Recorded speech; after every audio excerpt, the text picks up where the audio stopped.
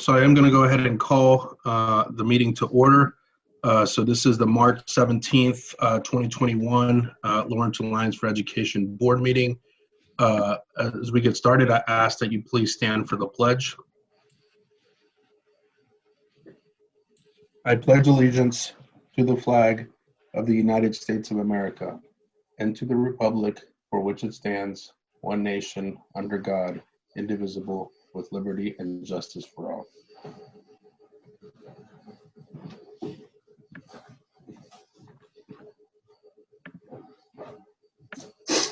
Great, thank you. So good evening to everyone, both folks participating in the meeting via the new YouTube link. And I just want to remind folks that in alignment to the governor's executive order related to COVID, which is now about a year old, we are holding this meeting remotely. All members of the Lawrence Alliance for Education and staff and presenters are participating remotely. So as such, I will be doing roll call votes of members for any business. Public comment, just want to remind everyone that letters that are submitted to the LAE by noon, day of the meeting, get forwarded to all LAE members and become part of the public record. And that email address is info@lawrenceallianceforeducation.org. We have a lot on the agenda. Really excited to turn it over to the superintendent here in a second. I do want to pause just right before we jump in and say that, last week, so we had a noticed executive session meeting with the board, and that was for one of the allowable reasons, which is a training. So when this board formed a little over 3 years ago, we had an initial kickoff training, talking about sort of roles, responsibilities, the law, and we've committed to continuing that sort of ongoing professional development. So last Wednesday night for 2 hours, we were meeting to do that work in terms of professional development. So we plan at least another session before the end of the school year, and just make it a part of our ongoing work. So just wanted to let folks know about that. Okay, so superintendent, and we have a bunch of topics, so I'll hand it over to you. Great, thank you so much. Tonight, we're going to give you an update of our LAE plan.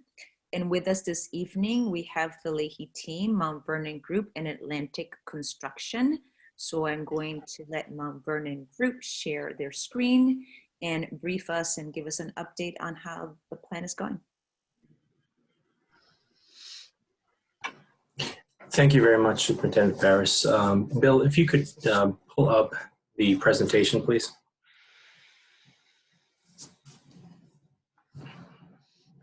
So just a brief introduction. My name is Al Waivers. I'm the project architect at Mount Vernon Group Architects.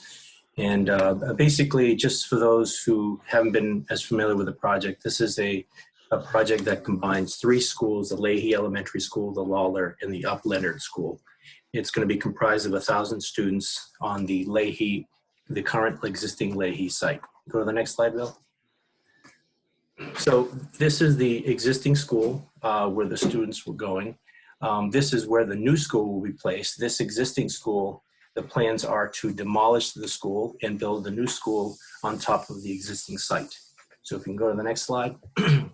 Just to give you a sense of scale, the new building is the brownish color building, as you see in an outline here. And then the blue outline is the existing school that's going to be demolished. So as you can see, it's a larger scale building. There will be on-site parking. We're working with the Public Works, the school, all the different agencies. We've had some good discussions with them. We had a wraparound meeting with all the important people to begin the conversation as to what we need to do to bring services to the schools and in contact with the electric and utility company. So just to give you a quick overview of this site, as you can see, this is going to be basically, street to street sort of school. It's bound by IRving Street to the south, which is where the main entry is going to be. Spigot River runs along that road. And on the left is Bruce Street, which is more of a residential street, abutting. And then on the right is also residential. And then the rear butters is some residential homes that we're going to be adjacent to. As you can see, it's going to be sidewalks around the entire perimeter of the building. There'll be plantings and trees, small trees that could grow in those areas with tree grates on the sidewalk so you can walk in, very pedestrian friendly. There will be a sort of a curb cut so that any sort of buses, drop-off, pickups can happen. We'll have bollards in front, very prominent main entry, and we will show you some images further on in the presentation. There will be obviously nice decorative historic sort of lighting fixtures that we will have along the street. You'll see them in these little black dots. As you can see, we have ample lighting so that, you know, in the evenings it will be well lit. You know, it'll be also connected to the different systems within the building on a need basis. We are working with planning board. Obviously, we need to go through the boards to deal with some zoning setback issues, some height issues. Also, we will be dealing with the CONSCOM and the historic district to get permitting to demolish the existing school. There are some thoughts right now is to take some of the historic elements of that school and incorporate it into the new facades, and we can discuss that a little later. The main entry of the building is at the bottom right-hand corner. That's where the upper grade kids go into. There's a kindergarten entry on the very far left, top left-hand corner, as you can see in that area. And in the parking area, that's where there'll be some obviously drop off, and also the teachers can park and actually enter into the building through there. So it'll be very controlled. During the school day, all the doors will be locked. They'll have card readers and you'll be accessed through, and we can talk about it when we get to the plan, through a vestibule with a security system in front where you can get controlled access to that. So go to the next slide and I'll turn this over to Dennis and Susan so they can discuss the plan a little further. Thank you.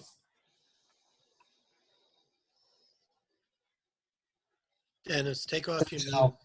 Yeah, I had trouble unmuting myself. I apologize. Hi, I'm Dennis Staley. I'm design principal of Mount Vernon Group, and I'm the lead designer on this project. And it's my pleasure to walk you through the building. If Susan's here, please, butt in anytime you like, Susan, if I miss something. Susan's our lead interior designer and is responsible for much of the character of how the interior of this building, all of the character of how the interior of this building works. So as Al said earlier, the main entry for the building is off IRving Avenue, and it's down here in the lower part of the drawing. And as one enters, immediately before them will be a security office. They'll receive everybody that comes through the building, and they will not be able to proceed any further from there until they're buzzed through either a door into the administrative area or doors into the school in general. One would, for most visitors, expect that they would be buzzed first into the administrative area and then from there go anywhere else into school. So it's highly secure in that way. The administration for both the middle school and for the lower school are located in this corner of the building, and it includes offices for both schools, but a large sort of receiving area for all parents and community to come in and be greeted. Above that, there's a medical suite, and also beside that, there's a suite of offices for special education, conferencing, for like IEPs and so forth, as well as for guidance. To the left of the administration, you'll see the cafetorium. Now, the cafetorium, and you'll see other areas colored in green that are community areas. This is located in such a way that it can be used by the community at night. It's served by a kitchen that is off of Bruce Street, and that will be served by all pickups and deliveries on that side. And it has a platform which backs up to a music area for student use. There's also the requisite chair storage and all in a specialized and separate student teacher dining area. Also off of Trinity, off of Bruce, off of Bruce is the receiving and general supply area for the school. And further up Bruce is a formal entry for the kindergarten. Now that kindergarten entry will serve, will have its own administration and sort of receiving area, and people would be buzzed through that vestibule as well into a lobby, off of which all 4 kindergarten rooms are placed. But also in that area will be a parent room, and there's a team and media center allotted space in this large lobby area for lots of activities during the day that for pull-out activities that the students can participate in. Also in this area, down on the main corridor, there's a Katie's Closet, and that can be used by students of all ages. That's why we have it on the main corridor. Now, it's important to point out this main corridor. You'll see that there's stairs at either end. And as we move up the building, you will see that this corridor separates 2 halves of the school and will ensure good lockdown and usage of the school for night as well. The upper right-hand corner of this plan shows the parking area that we hope to get 18 to 20 parking spaces in. As we move up to the second floor, we're able to accommodate the rest of the early childhood classes, that being the 1st and 2nd grades. And each of these grades are put into a neighborhood. As you can see, there are classrooms clustered around another large team area or community area. You'll notice this green and yellow sections don't have any walls around them, and that's because they're meant to be flexible areas for pull-out. One can imagine any number of sorts of furnishings in that area, and we'll be exploring all of that with the users as we move forward.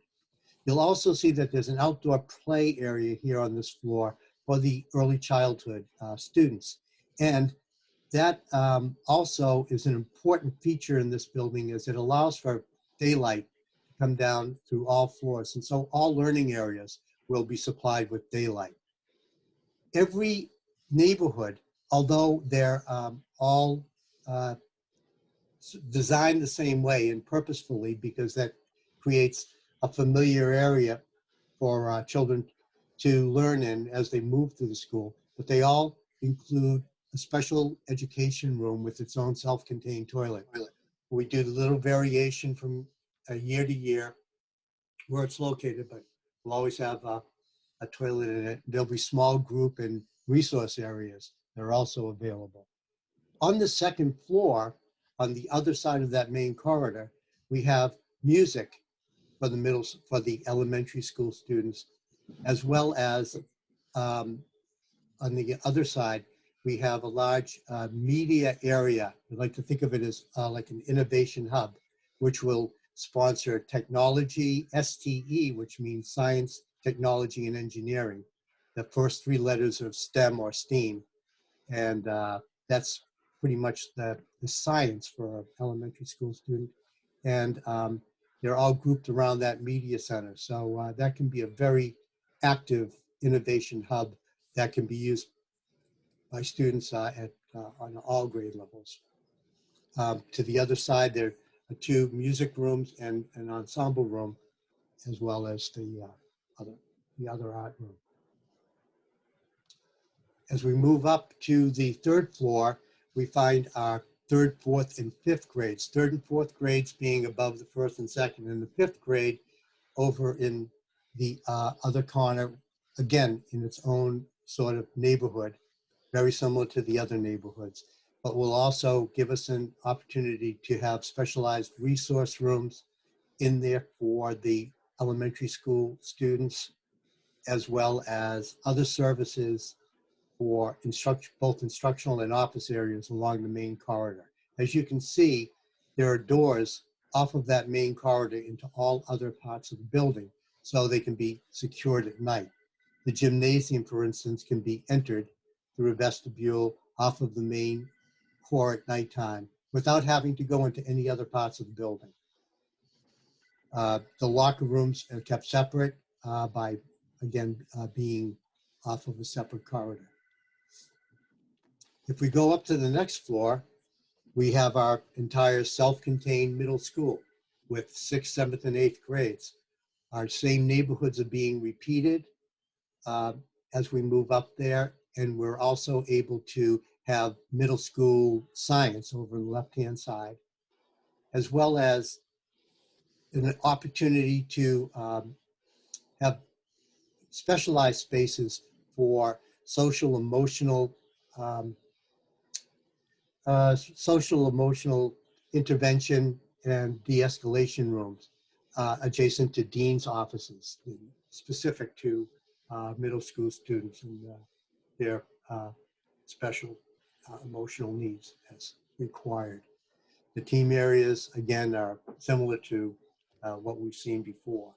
You'll notice as well on this floor as on the second floor that the gymnasium is a two-story area, so that's open to below. The second floor was open to the cafeteria.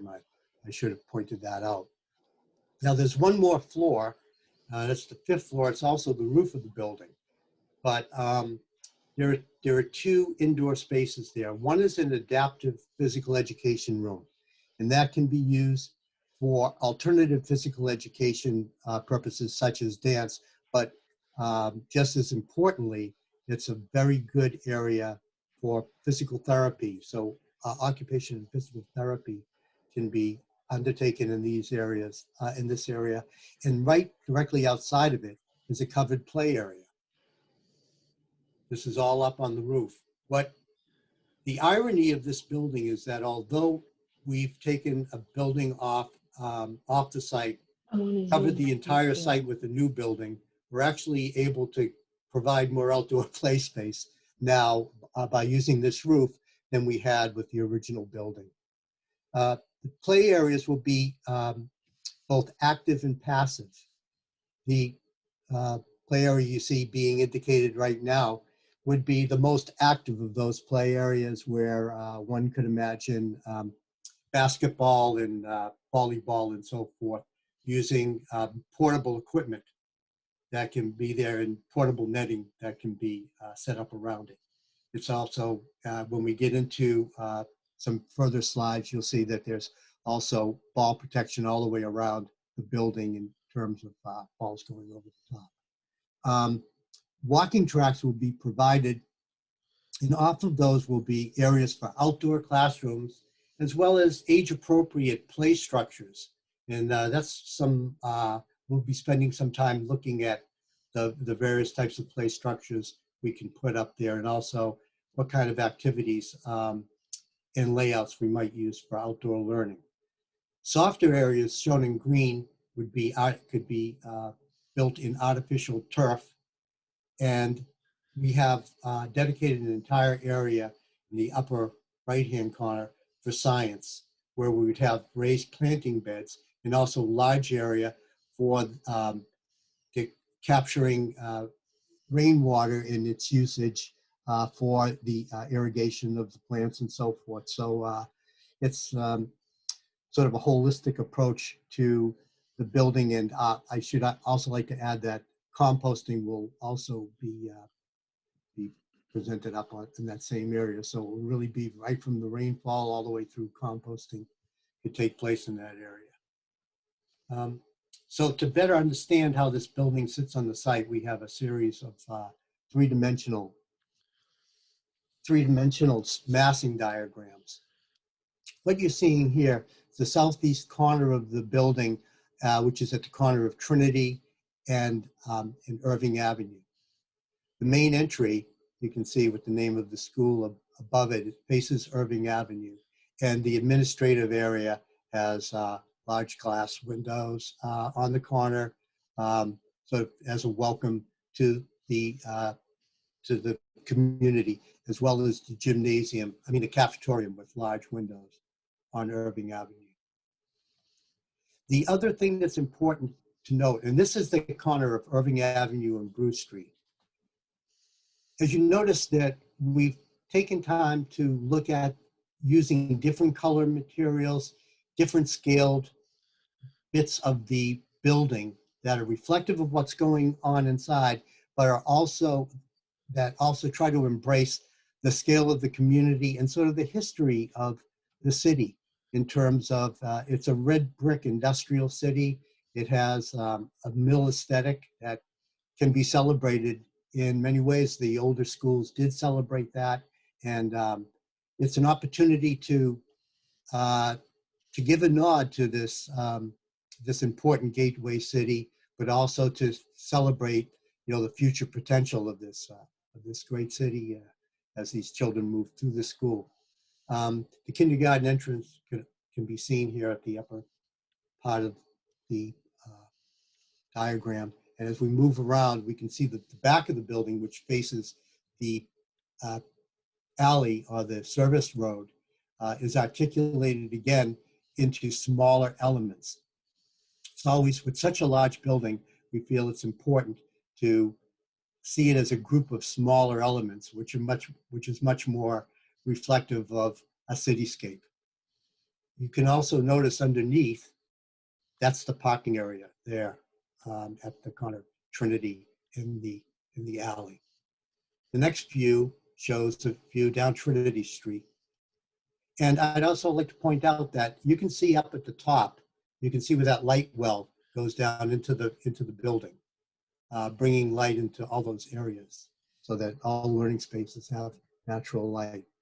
Again, articulating the building in different ways to break down the scale. So instead of one big building, it seems more like a real sort of cityscape. The other thing that's important to note that although there's many different looks, we've reduced the number of windows that we actually use. It's just the way in which we use them that helps each element of the building look a little bit different. As we move back around the building, we can see some streetscapes. This is looking at the corner of the building, looking up Trinity Street as we stand on IRving Avenue.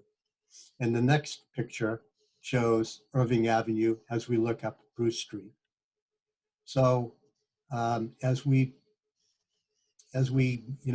move around the building, again, I think looking at these street levels, we can see that this bigger building does look like a group of smaller buildings, and it helps us really celebrate that kindergarten entry, which is up near where those two round columns are. Even the back of the building is not ignored in terms of breaking it down in terms of scale. It's important to note that across the street from this, there are the backyards of houses that are on Avon Street, and there'll be a probably 6-foot-high brick wall, decorative wall, between the school and those properties. As we look down Trinity Street, again, we can see how the school is broken up into smaller elements, which read in both the different colors of the materials and in how the light and dark of the sunlight plays upon it. Mr. Daly, are you saying that there's gonna be an alley there with a brick wall on one side and the school on the other? That's correct. There's presently an alley there now. It's a service alley. And we're keeping that. That provides access all the way around the building for services as well as for fire department access to the building. Okay.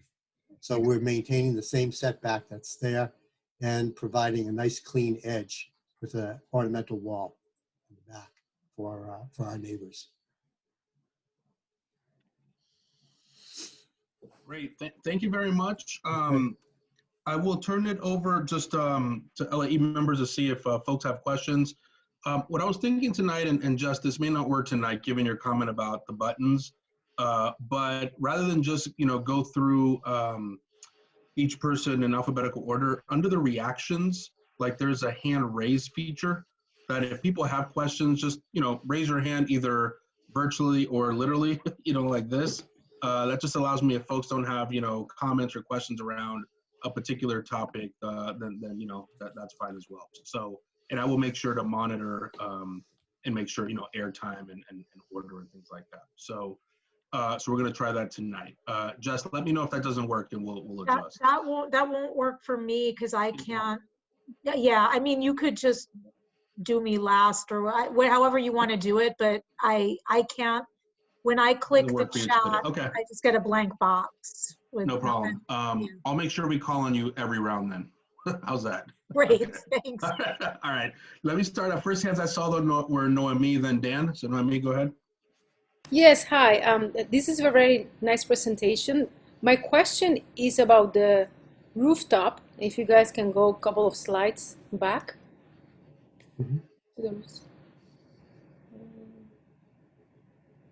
Okay, I guess this one is fine. Are there any shaded areas for the kids? Yes, thank you for asking. There's a large shaded area that's directly outside of the gymnasium area.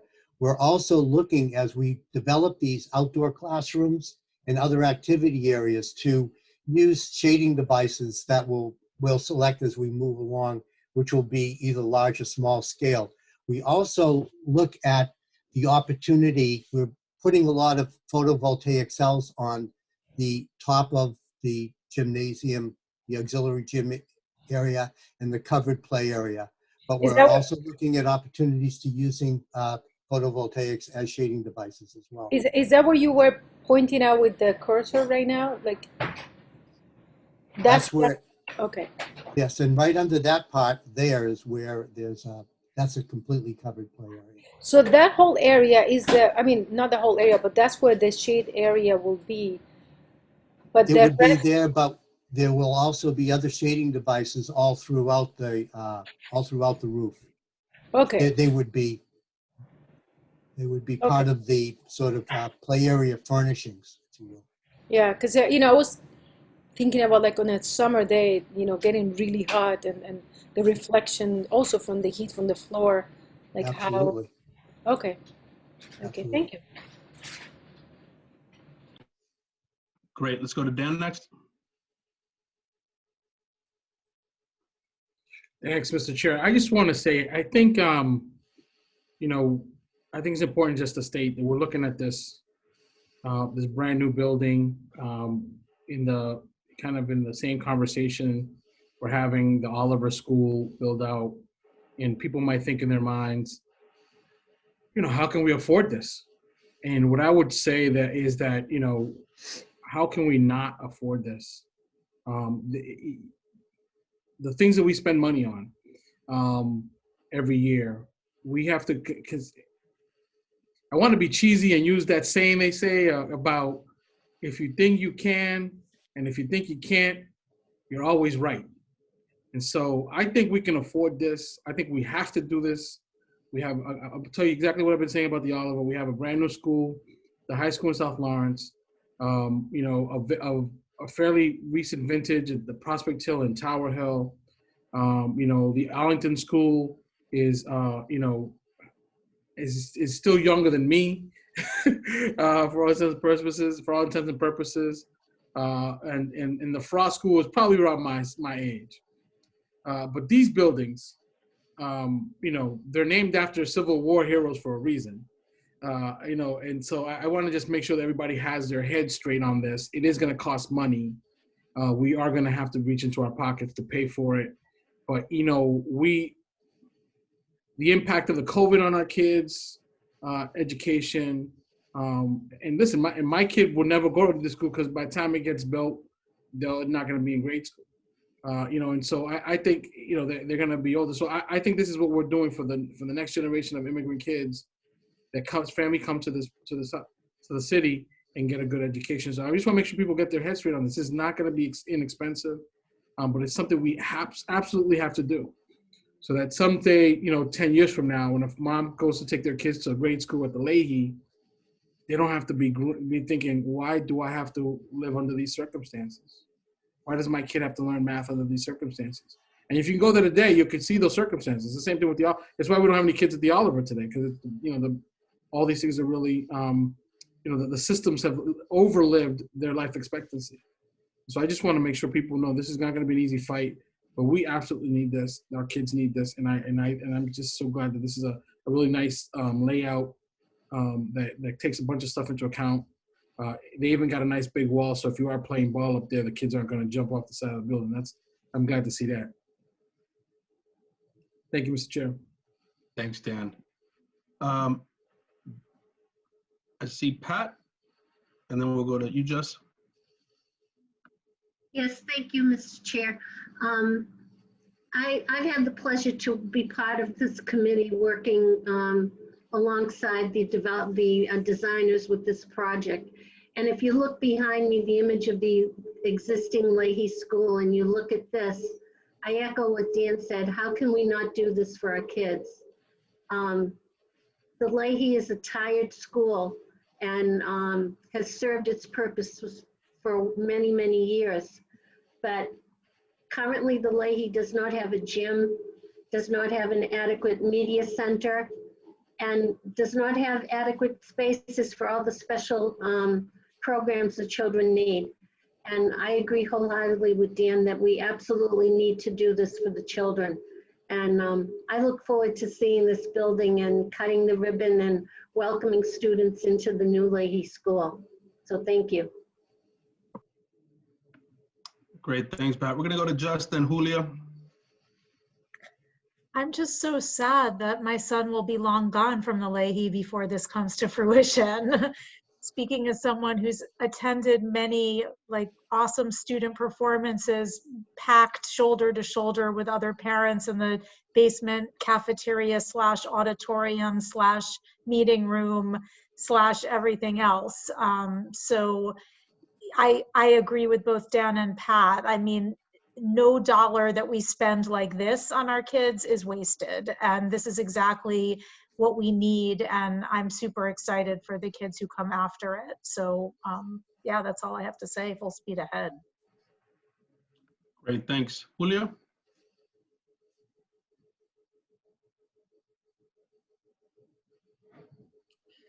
Thank you, Ventura. Thank you to Dennis and his team and Adolfo and Susan for all of the work. It's a great presentation. I'm really excited.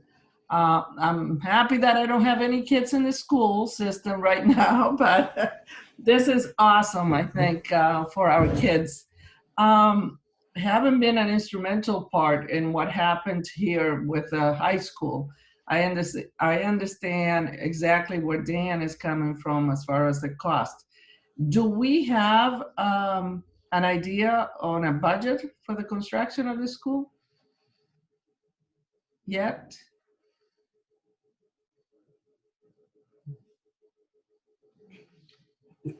We can certainly. Presently, Yeah, go ahead. Suresh, you want to take that? Yeah.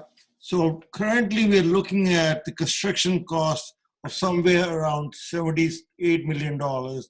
And we're still not finalized with the numbers because we're doing the two estimates, are almost done. We'll be reconciling the estimates. So the project budget will be around $105 million, somewhere around there with the overall project budget. So we will have more numbers for you at the next meeting so we can give you a better idea where we are when we come for your approval to submit this to the Mass School Building Authority. Yeah, I was Thank just you. sorry. And do we have, is this school going to, did I understand correctly when you first started that this is going to house both the Lawler and the LAE, or is it just the LAE? Cynthia, I can speak. Superintendent, I can speak to that if you would like. Good evening, members. So this school would be a complex mirroring a lot of our schools. The plan is that this will become a K-8 school.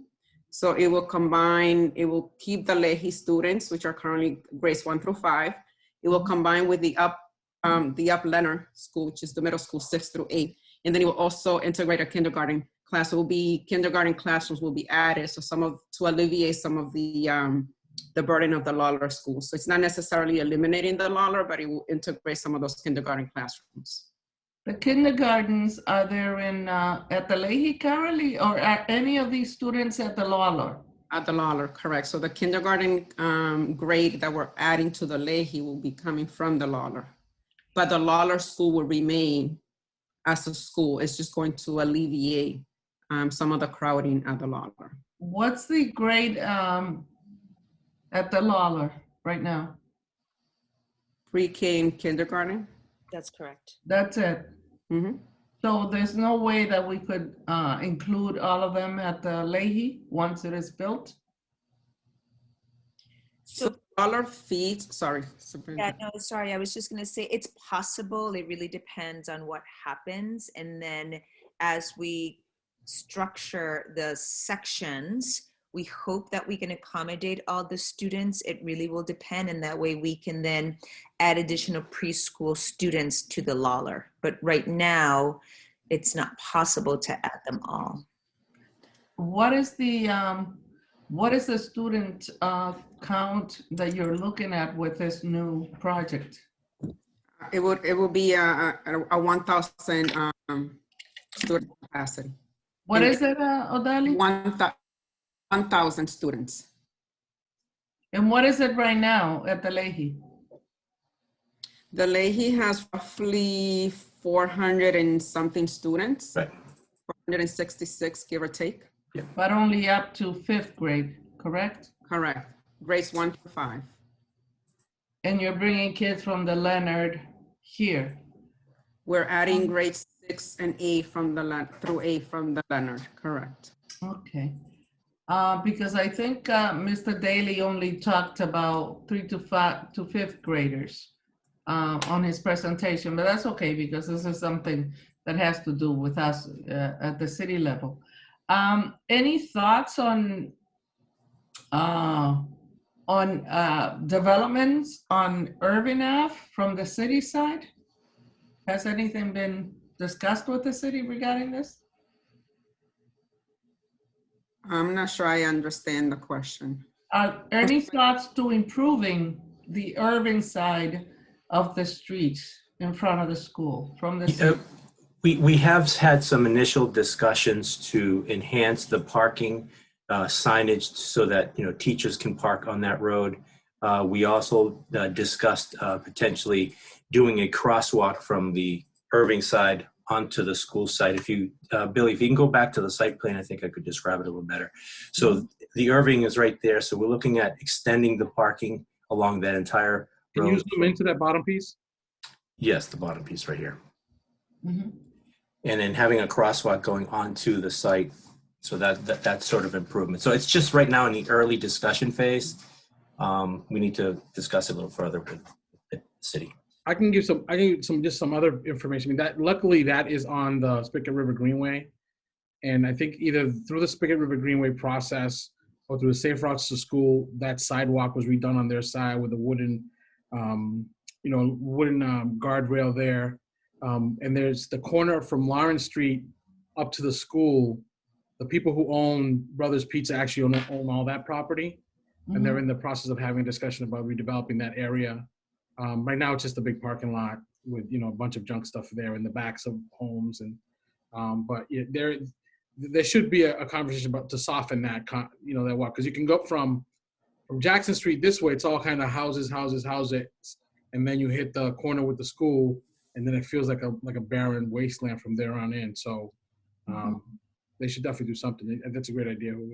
Yeah, I think that's a great idea, Danny, and everyone, to have that discussion with the city and the business owners in that area. Because if we're putting all of this money into the neighborhood, which is an excellent, it's something that this city always needs more of. But we also to instill that pride into the business owners as to how they should be able to improve, the ways the ways that their businesses look. So I'm happy to hear that. Is there a consideration? I know there was no discussion on that, and I don't think there should be, in terms of fencing around the school. Is there anything on that? Right now, we haven't discussed fencing because the building really goes right up to the sidewalks. Mm-hmm. I think the only thing that we are thinking right now is that access road in the back, which is on the north side, which we discussed. There's going to be, obviously, the property owner's land is a little higher, so we're going to create a nice retaining wall for them, sort of separation barrier. But that's going to be an access road for emergency vehicles.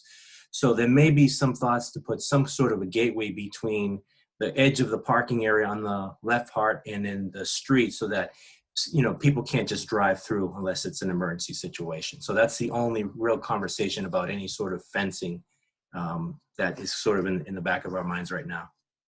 I understand this Trinity Street is a very narrow street, and across from the school there is a club. Correct.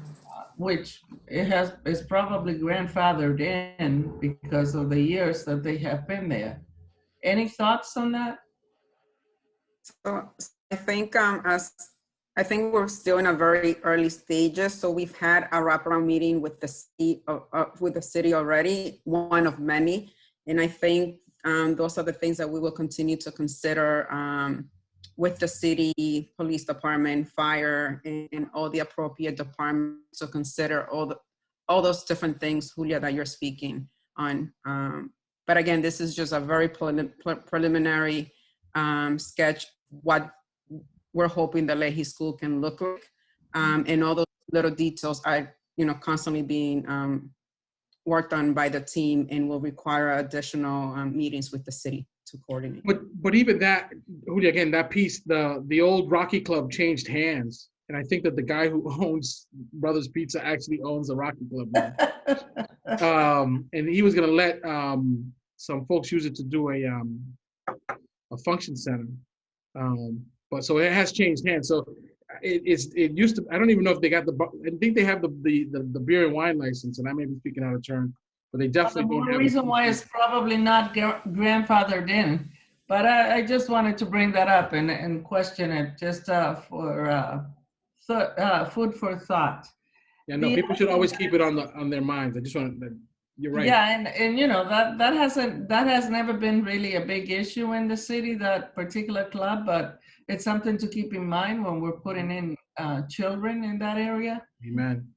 But you have on your agenda site constraints. Is there anything further that we should know that you did not present tonight to us? We did mention that on the site constraints, we will be going to the zoning board. We do have a setback relief that we need to get on Bruce Street and Trinity, and also get a height, a relief on those three elements. And we have been in the discussions with the planning department as to when that has to take place. The other conversation, which I mentioned, is that we need a demolition permit to be able to demolish the building, and we're working through the historic commission and the planning board to get that incorporated, but that's a little further out in the development of the project. And in terms of time, do you have a time frame for this to happen? Let's say that all the permits and everything is in place. Do we have a time frame for construction? Yeah, I'll let Suresh speak to that one. He's managing that side. How come Suresh gets all the hard questions? Somebody's going to answer those questions, Mr. Mayor. Yes, we are looking into right now presenting this to the MSBA and getting a board approval in the month of June from the MSBA board. And thereafter, we'll be looking for the funding from the city, which is usually have like up to 120 days to get funding approval.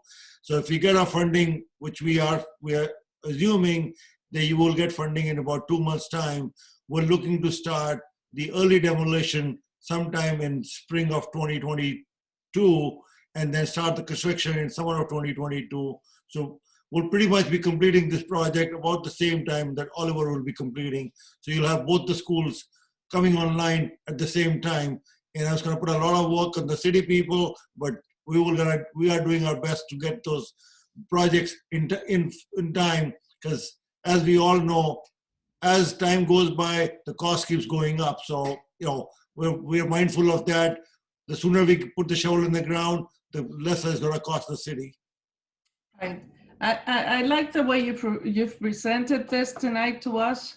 The one thought that I have right now, just from looking at this, is that, first of all, I'm very, very excited about the innovation technology areas that you've presented to us, as well as the music area, because I think it's very much needed in the city and in the different school districts. I would like to see, and understand, and this is further discussion, I understand, I just want to bring it up tonight, that what I would like to see is the kids from pre-K and kindergarten start off at a brand new school. You can transfer some of the older students because they're much used to being in an older building, but let the young ones start off in a brand new setting. I think you'll see a big difference in their lives. This is just my thought. I thank you so much for your presentation tonight. I'm very excited about this construction. As I said before, I was part of the construction of the high school, and I'm very excited to see what happened. It was a very tough job, but it got done. And what is done for the students is provide for them a wider horizon outside of what they're used to. So thank you. Thank you. Thank you. Thanks, Julia. At this time, I'll just ask, and after the next agenda item, I'm just going to go back to doing the order. We'll figure it out for next meeting, but I'll just go in order. But any final questions, thoughts? If not, I am going to move us on to the next. I just want to say that Julia is understating her role in the high school effort, and even the Gomet and the Potham school. She was on the school. She was on the city council, and they took hard votes to get those things funded, and we should all be very appreciative of that. Great, thank you. Jess? Amen.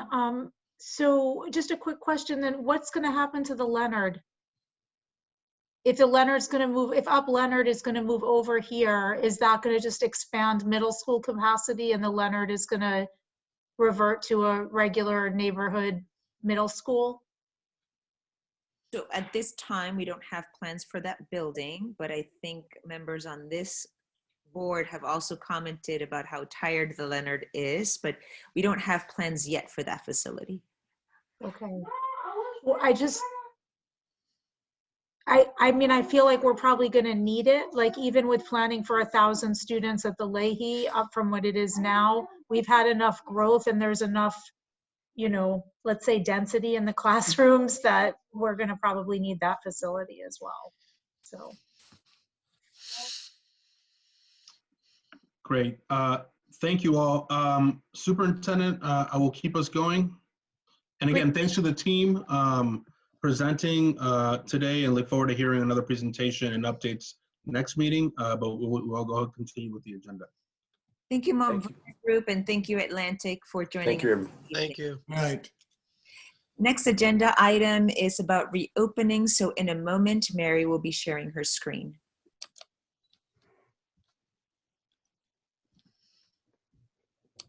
Thank you so much. It's good to be with you all this evening. I'm just going to open my screen and get a brief slide deck up for you so you all can see it. Give me a second to get us where we need to be from the beginning. Okay.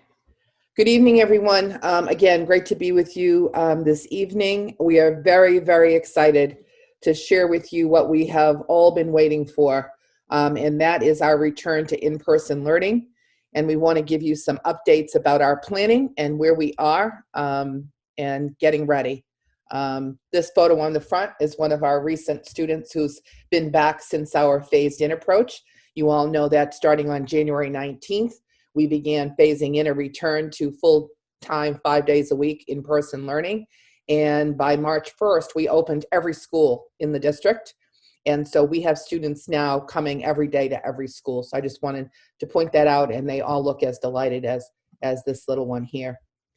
March 5th, you all know that the Board of Elementary and Secondary Education took a vote, and that vote was really about the need to return students to in-person learning. And the vote gave the commissioner the authority to determine when that would happen and how it would happen for all students in Massachusetts. There's a lot of research around the need to get our students back in school that we all know about. And this has been on all of our minds, all of your minds, as we've been talking about the phased-in approach and getting us ready. And so the regulation provides for schools to get the planning done and to be ready, and also for families who wish to have their kids to continue to learn remotely, to give them that option for the remainder of this school year. So that vote was very, very important and just occurred just a couple of weeks ago. So there's been a lot of talk about this waiver that's available, and so we needed to understand it ourselves a little bit better. This slide shows you from DESE the examples of possible waiver requests, And obviously for districts that were primarily in a fully remote model, a waiver can be submitted if the district wanted to consider a return at first to a hybrid model, maybe half-time, 3 days a week, before return to full in-person instruction. But it was always the intention of this vote to have kids return in full in-person before the end of the school year. And with, a very short time left, our plan is calling for bringing all our kids back 5 days a week, because we think that that's going to be the easiest on families who wish to have that happen. Another consideration of the waiver is for schools that operate in a K-4 configuration with grade 5 in another school, because the vote calls for K-4 coming back on April 5th, that, a waiver to delay that 5th grade. For us, most of our 5th grades are in complexes. So we're bringing back the K-4 or the 1-4 anyway in that complex. And so it's not an issue for us to bring back 5th grade. So that was really a non-issue. And in very, very limited circumstances, that last one, there could be waivers considered for operational constraints or some feasibility, but only, again, on a very temporary basis. And we're going to show you the results of our own recent feasibility study. And then finally, other requests on a case-by-case basis. So I've mentioned this before, but we just want to emphasize, parents have the choice to retain their kids working remotely, learning remotely from home through the end of the school year. And we are committed to ensuring the continuation of a very robust and a very engaging model for the families who elect this option. Our teachers have done an extraordinary job, and our families have done an extraordinary job of ensuring that kids are getting this opportunity, that they have the connectivity, that they have the devices. Everyone has worked together to provide this. And so we're confident that for families who need to choose this option, we'll be able to do this, and in most cases do it simultaneously with the addition of webcams, and teachers will be leading kids in the classroom as well as kids who may still be remote at home.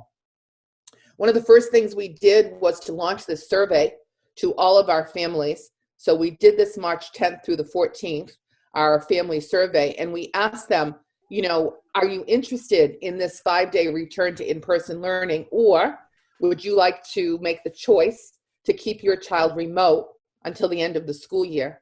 And so here are the results. What's very interesting about this survey is the amount of survey responses we received. We asked for a survey response for every child. So the families submitted, if they had 3 children, we asked them to submit 3. We received close to 9,500 surveys, which was an extraordinary response. And you can see the results were almost identical in the different grade bands. So for those kids who were in pre-K and kindergarten, about 60% of students coming back to us 5 days, 40% remaining remote. Same in 1st grade through 5th grade. A little bit different for middle school, with a few more kids staying remote. And then at the high school, almost about the same. So the other thing that we've asked schools to do this week, starting on Monday, is for those families that we did not hear from, we have provided master lists to every school, and the schools are doing personal outreach to every family that we didn't hear from, so that we understand what their commitment is. We're answering questions. The superintendent has been leading coffee hours since Monday, and is going to continue to do that this week. There's another one tomorrow, and answering all of the questions that families have, as well as posting Q&As on our website and giving additional information via email, as well as through connected calls and getting all call from the superintendent. So we're very committed to the communication. This was a slide that Desi shared with us recently regarding a study that they did in Massachusetts that's getting national attention. And this study is interesting because what it revealed is that there was not a substantial difference in cases of the virus among students or staff, whether they were within 3 feet or 6 feet of each other, since our schools reopened in Massachusetts. And so you can see that the blue and gray line across the top of the graph, those are staff rate cases. And so the blue line is when they were 3 feet, within 3 feet, and the gray line is when they were within 6 feet. And so that trajectory follows, except for one bigger spike there, almost along the same path. And then if you look at the student case rates, which are much less, which is good news, the orange 3 feet, the yellow 6 feet, again, almost identical within the 3 feet and 6 feet. And that's the reason why Massachusetts changed the guidelines and told us that, you know, we certainly could do a feasibility study within our schools to bring back more of our students and to do that safely within the 3 feet window. So we're going to show you that feasibility study as well. So this is it. What we did late last week and early this week, our facilities department, Chris Molino and his team, all of them, went through every school in the district. They did this, if you remember, back in the fall as well. But this time we did it for a 3-foot distance. We looked at our total enrollment by school, by grade. We looked at a 60% enrollment. We looked at the number of rooms in those schools, the number of student desks that would fit at that 3-foot range, and then the maximum number of students that we could enroll and bring back safely within this design. On average, we can welcome back almost 80% of our students if we wanted to. And every school can support at least 70% of their enrollment at 3 feet. At this time, given what we know from the survey, we're not there. You know, we're closer to 60% or less. So we're well within what we need to do to meet this requirement of the feasibility study. And we're very happy about that. So everybody's interested in the vaccine, and we know that the rollout is in process. This slide is a little older. It stops on February 27th, so we can imagine that that trajectory has continued and is intensifying with the number of educators that are being vaccinated, as well as, you know, all of the other groups that are eligible. But beginning on March 11th, educators and other K-12 workers were eligible to book their vaccine appointments. And we understand that that's going very, very well. We're very, very happy too that the nurses in our schools have been part of the vaccine efforts in Lawrence at the South Lawrence East since the beginning, since that site opened with Lawrence General Hospital. And they've been very instrumental in helping all of folks who've been getting vaccinated at that site do it. And so this is another wonderful thing that the city of Lawrence did for us. They provided a school staff and child care provider week for this week from the 15th to the 20th, prioritizing appointments just for our school staff and child care workers. And so we wanted to put this phone number up again. We know that it's all over and people have seen it, but we just wanted to emphasize it, that for our school staff folks who are still waiting for an appointment, you know, they can be prioritized as part of this work that Lawrence is doing for our educators, and we appreciate it. So safety, right? We've been talking about that every time we've come to you and given you an update in terms of what we're doing and how we're managing that. So the physical distancing that we talked about in the classrooms for 3 feet will continue and even be expanded when we're talking about one-way hallways, one-way stairs. Schools are designing their entrance and their arrival and dismissal rates and how they're handling that. One of the reasons why we wanted to get every school open by the phase 3 that we did was giving them this time to practice, to work out these things. They have a plan, they have signage, they know exactly how they're handling this, and they're in really good shape to be able to have a plan to have this physical distancing take place. Obviously, we're going to keep the face coverings going. So far, all of the children that have come back are doing a great job. Families are sending them in with their masks.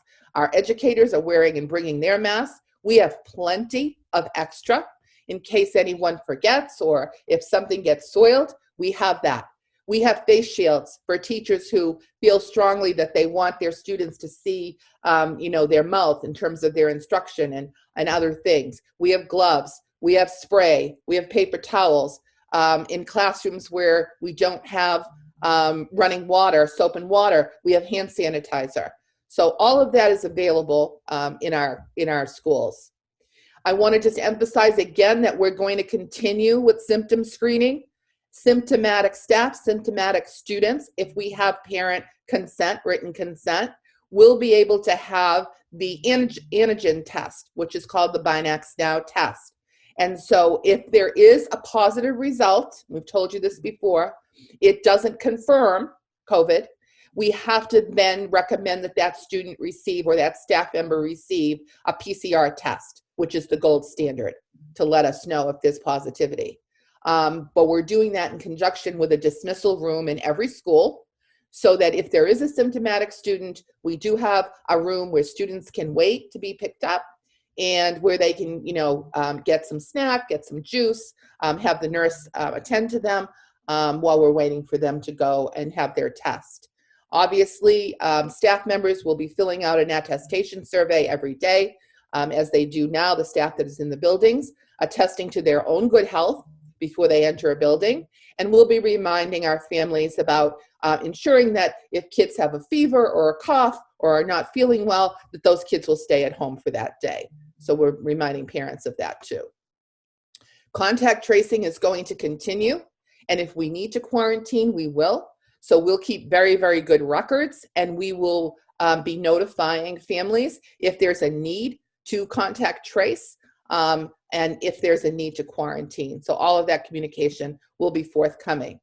And obviously the cleaning and disinfection that is going on, we can't praise our facility staff enough in terms of the good work that they've been doing and will continue to do, and the deep cleaning that they will do overnight, at least a couple of times a week. So we're very happy with what's been going on there.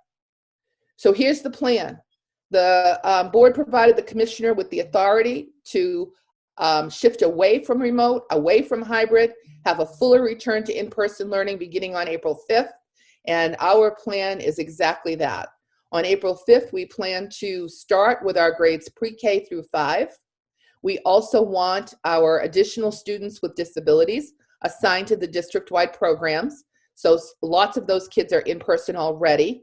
We've extended that offer now to the rest of the students, rest of the families, and those that families say yes will be coming in on April 5th as well.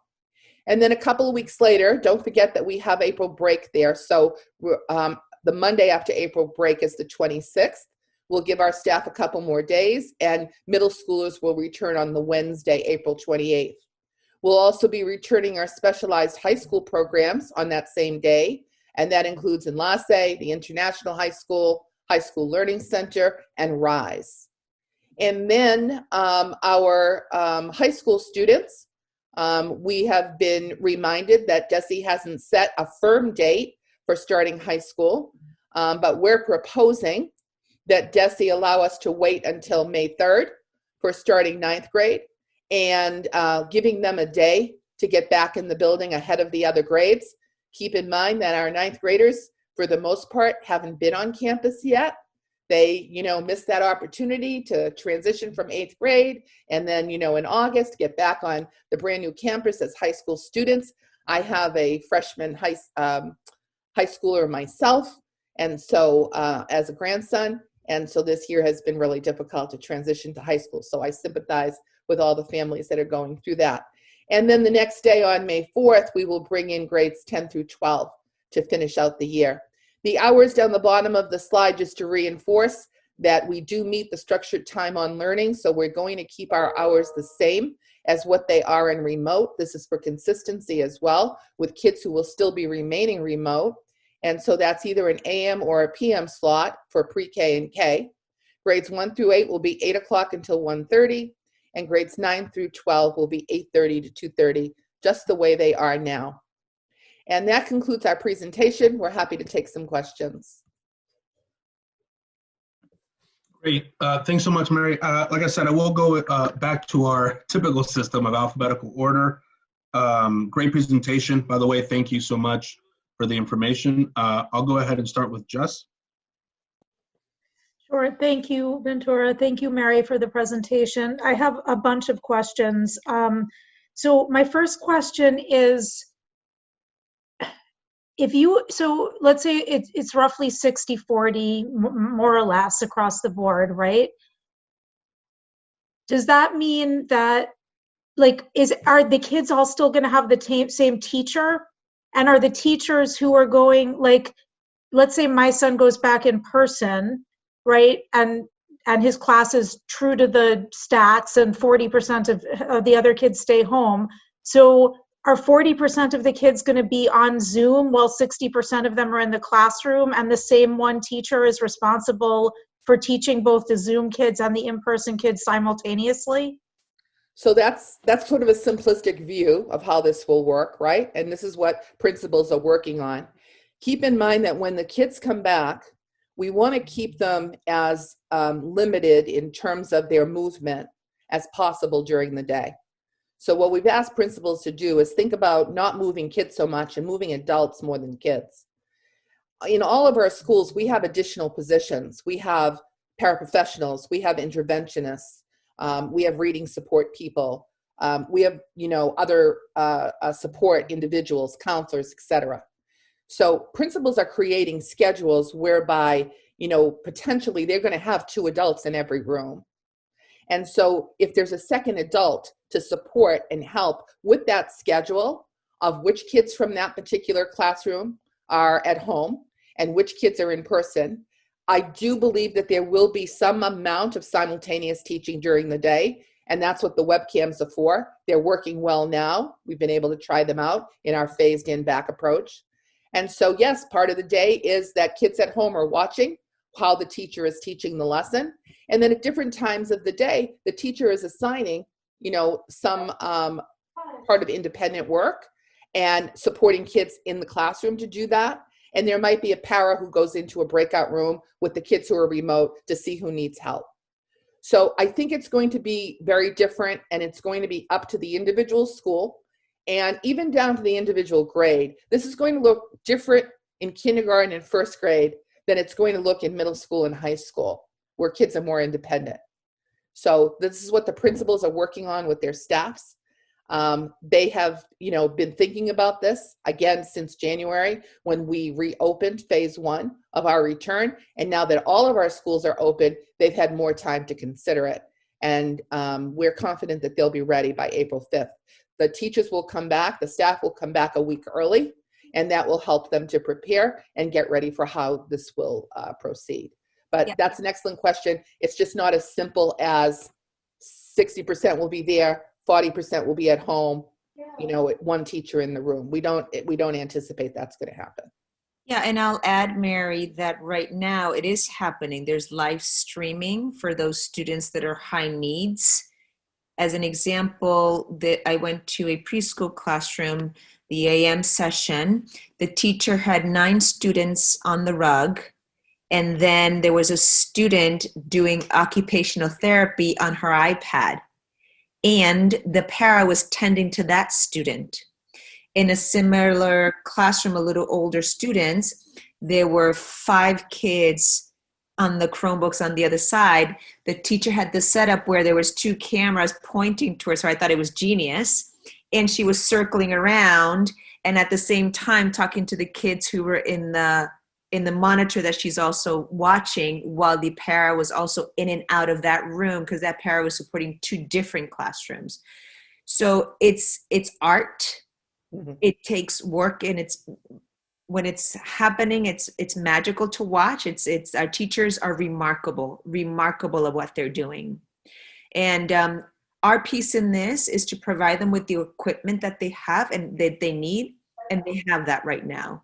And then allowing them to do some trial and error and connect with each other to learn more about how to make it successful for each of their classrooms. Okay. I completely appreciate the can-do attitude, and believe me, I also think it's remarkable what the teachers have been doing. I think that I would love to hear from the teachers, so I would love to hear some feedback from teachers about what supports they think they're going to need in order to do that effectively. I mean, I'm just imagining trying to do that myself, like say with a classroom of 2nd graders, very energetic 2nd graders, where I'm simultaneously monitoring keeping the masks on, not moving too much, not, breaking the 3 feet of distance bubble, and, you know, also trying to, I think the teachers have done a phenomenal job of engaging the students over the remote, you know, learning process, and they've been very creative about that. And that's hard enough when your sole focus can be the screen and the, you know, 25 students on it. Now you're in a situation where, you know, 18 of your students are on the screen and 7 of them are, you know, whatever it is. I know my math is off there, but, you know, 15 of your students are on the screen and 15 of your students are in front of you and 10 of your students are, you know, on the screen. And I worry about the ability of I think it's going to take some superhuman ability, and I don't know what kind of extra support can be offered, or whether there's a sharing of those kinds of practices among teachers, of the way that one teacher set up her classroom physically, or how this is going on so that teachers can cope with this extraordinary demand being placed on them. You're absolutely right. The number one request and resource that teachers have shared with us is having another body in the room. Yeah. Absent that, they want to collaborate with their colleagues in order to better understand what worked for you, what was trial and error, show me that new trick, tell me how you managed that. And that's what we're doing, supporting those connections, peer to peer, classroom to classrooms, and when possible, offering them additional resources in the form of PD. There's a lot of stuff out there that we have to curate, but the number one resource that they want is another person in their room, as you can imagine. Yeah, I would imagine that. And I feel like whatever extra resources the district can glean, whether it's from stimulus money or anything else, that's the direction we ought to. Sure. And to be fair, it's not an issue of funding. It is an issue of actual human capital. Even if you're to say to every single teacher, I'm pretending this is a fake pretend scenario, that you could hire one other person to help you, there just simply wouldn't be enough teachers to hire in time to train them, to learn our kids. It's just not, in 2 weeks' time, in 3 weeks' time, it's just not possible. They're not out there. We will continue to hire as many support staffs along the way, but right now that's just not the reality. So we're going to be thinking more specifically about this idea of peer-to-peer support, in addition to, you know, some expertise that other people have using the technology to support that kind of teaching. Okay, I'll be interested to hear how it goes and, you know, how it's working out for teachers. I do have a couple of other questions, but I don't want to hog the time, Ventura. So, well, just do you mind then if we go around once and then we'll come back around, and if your questions haven't been asked, you can. That's a great idea. Okay, Yeah. I appreciate that. Okay, Noemi.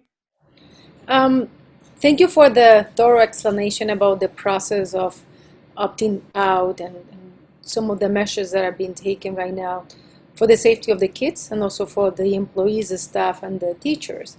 So my question is related to the questionnaire. And I know that you guys have been doing extraordinary work to ensure that you have reached as many parents as possible. Have you been able to capture all the parents in the surveys? We're feeling really good about that. As I told you, you know, getting back 9,500 in a 5-day period, we thought was pretty extraordinary. Mm-hmm. And then starting on Monday, we started the schools doing their own outreach to anyone that was left. Mm-hmm. We gave them, you know, a master list to do that. You know how many are left?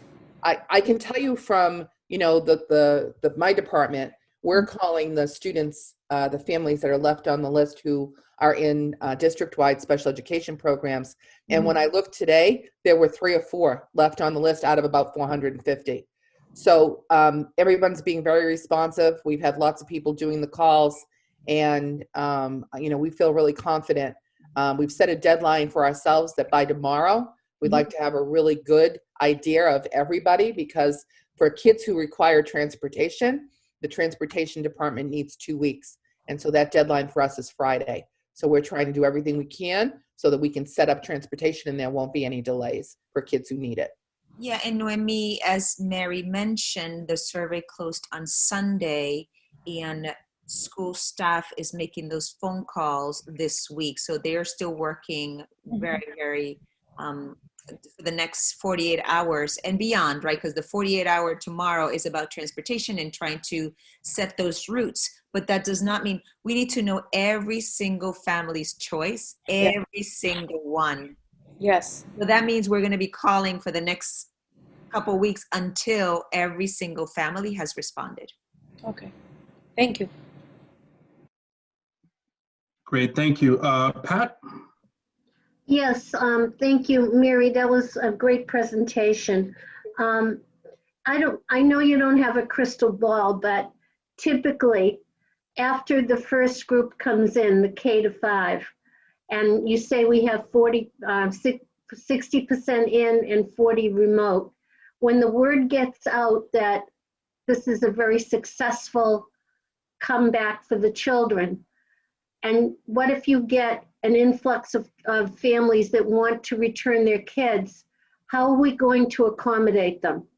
Quite honestly, Pat, we have told the families that we'll be as flexible as possible, but the families that we've talked to are pretty strong in their opinion about whether they want to keep their kids home, at least for the remaining weeks of school.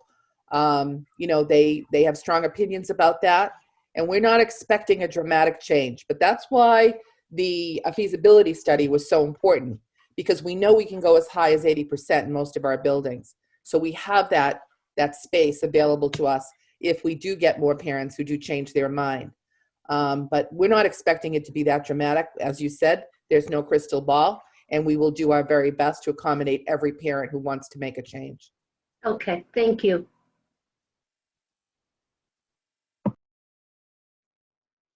Sorry, Julio? Just kidding. Because Dan kept talking in the first session, so I, overlooked him. So my bad. Dan, you're next. Then Julio, you're on deck. I have no problems following Julio. She always got better There you questions. go. Exactly. She always has better questions than me. So is there, first of all, I am so excited about this. We should be going this. Dan, you look younger already. Sorry. With all due haste, as best we can.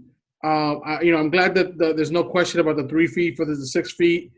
3 feet's good to go. I think that the amount of vaccination that's happened, especially the teaching corps that are more have more issues around their health and stuff like that, they were front loaded. Regardless of whether or not they were teachers, they were already in the front of the line of that stuff. So I'm a little, it's a little unsettling that, firefighters went before teachers. And I don't want to pit one against the other, except that, now, teachers have to catch up, and it's unfortunate. But I'm glad that that's the case. And the most recent number, just so you have it, for Massachusetts, 26.2% have at least gotten one of the whole population have gotten at least one dose. And 13.7% have been fully vaccinated. And nationally, they're at a 7-day average of 2.4 million doses a day. So the sense is that this is going to keep going, and thank God for some leadership at the federal level, because they're sending money too, and to expedite that process. Is there a reason why we're not just closing school at the regular hour that we used to?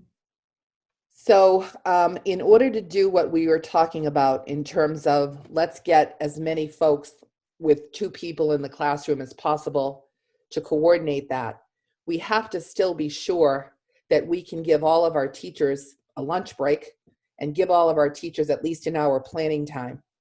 And we've sort of built those in from 1:30 to 3 in the schedule so that we can keep as much student-facing time as possible. And so that's the reason why we made the decision. We met the structured learning time hours.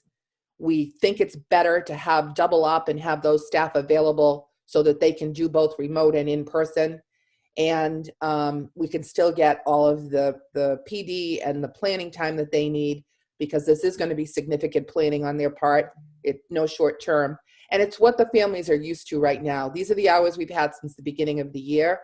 And for the kids who are at home, if we changed up their hours, it's just too much time on, the computer to extend. So in our plan, we meet it. We've decided to keep it. We think it's in our best interest, and we're looking forward and ahead to getting the last weeks of school under our belt in returning to school, planning for a robust summer school, and then getting back to our regular hours in September. Yeah, it's good. I had not thought about it in the sense that everybody's at that hour already, but I heard some people talking about, I'm at home till 1:30, but now bring them to the school till 1:30, so that might have been a little bit more difficult for them, but that doesn't make much sense. I think what you're saying makes a ton of sense. Everybody's at 1:30 now, and it won't change. Right. And we want to work with our city community partners, like the community group that runs a latchkey program in many of our schools, so that, if there's a possibility of doing some extended time beyond the 1:30 for kids that qualify for latchkey, we'll work with them and figure it out. That's sort of, one of the next pieces on our plan to reach out and coordinate if we can help in any way to get some after school care for kids. Just the last thing that I'll say is I think that we have a responsibility to the staff to compensate them. And, we might not be able to put more bodies in their classrooms, but, we're forcing teachers back into the classroom, and I want to lead that charge. We got to get back to the classroom. But as we look at the federal money that's coming down the pike and the money that we're getting from the state, I would be, and trust me, I'm one of the people that are always looking at the money, so I'm not saying this without forethought. But let me tell you something. If you have to teach both in person and online, synchronous and asynchronous at the same time, that's no cakewalk, and it's not very easy. So I would at some point would like to revisit the budget on these things and see if we can't give them overtime money, bonus money, call it what you want to call it, COVID-19 work money, hazard pay, whatever you want to call it. But there's no reason why we're going to ask teachers to come back, perform duty that they don't usually perform, different than what they've been performing, and then not give them more money for it. We wouldn't do it with any other union, by the way.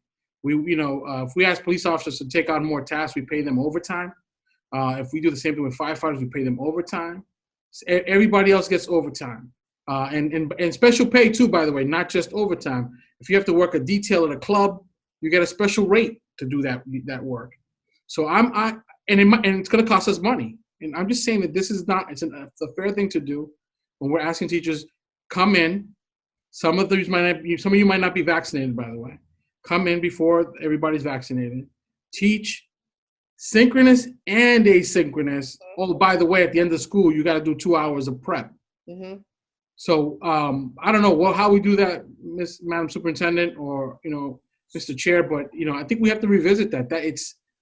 By the way, again, thanks to federal leadership, we have some money coming to open up schools. It doesn't have to be forever. It just has to be for while we're in COVID. Yeah, we agree that this is a lot for teachers and staff to manage under very short and, not enough time to do all of this. Just a few things that we have done and continue to do is we've given all of our teachers an additional stipend this year because we have considered the additional planning that it requires.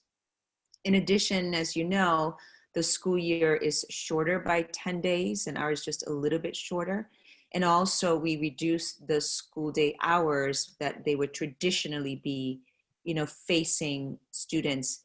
While all of that doesn't compensate for the enormous and extraordinary time and effort and commitment, it is towards that recognition that they are doing remarkable work. So we know that. We agree with you. Listen, I'm not running for anything. I'm not looking for votes. It just breaks my heart that, the way this is rolling out, that we're going to ask them to do something. And my wife doesn't teach and stuff like that. It just breaks my heart that we wouldn't compensate them. Just give them, a rate that's different for this time. And let me tell you, you don't have to do that in every community. You just have to do it in the communities that have the biggest need. And Lawrence is one of those places that teachers are being definitely, first of all, if we were in person, because you're talking about 60 or 40%, this is 60% of an overcrowded class to begin with. Mm-hmm. And so let's be clear about what we're asking these teachers to do. And again, I wish we could have been in person sooner. And I don't know how we do it. And I don't know if we do it in the budget process. If I have to do a motion to do that, I'll do that. But we got to pay them different. It's got to be a different rate. We're asking them to do something different, and I'm sure that it's not in the contract.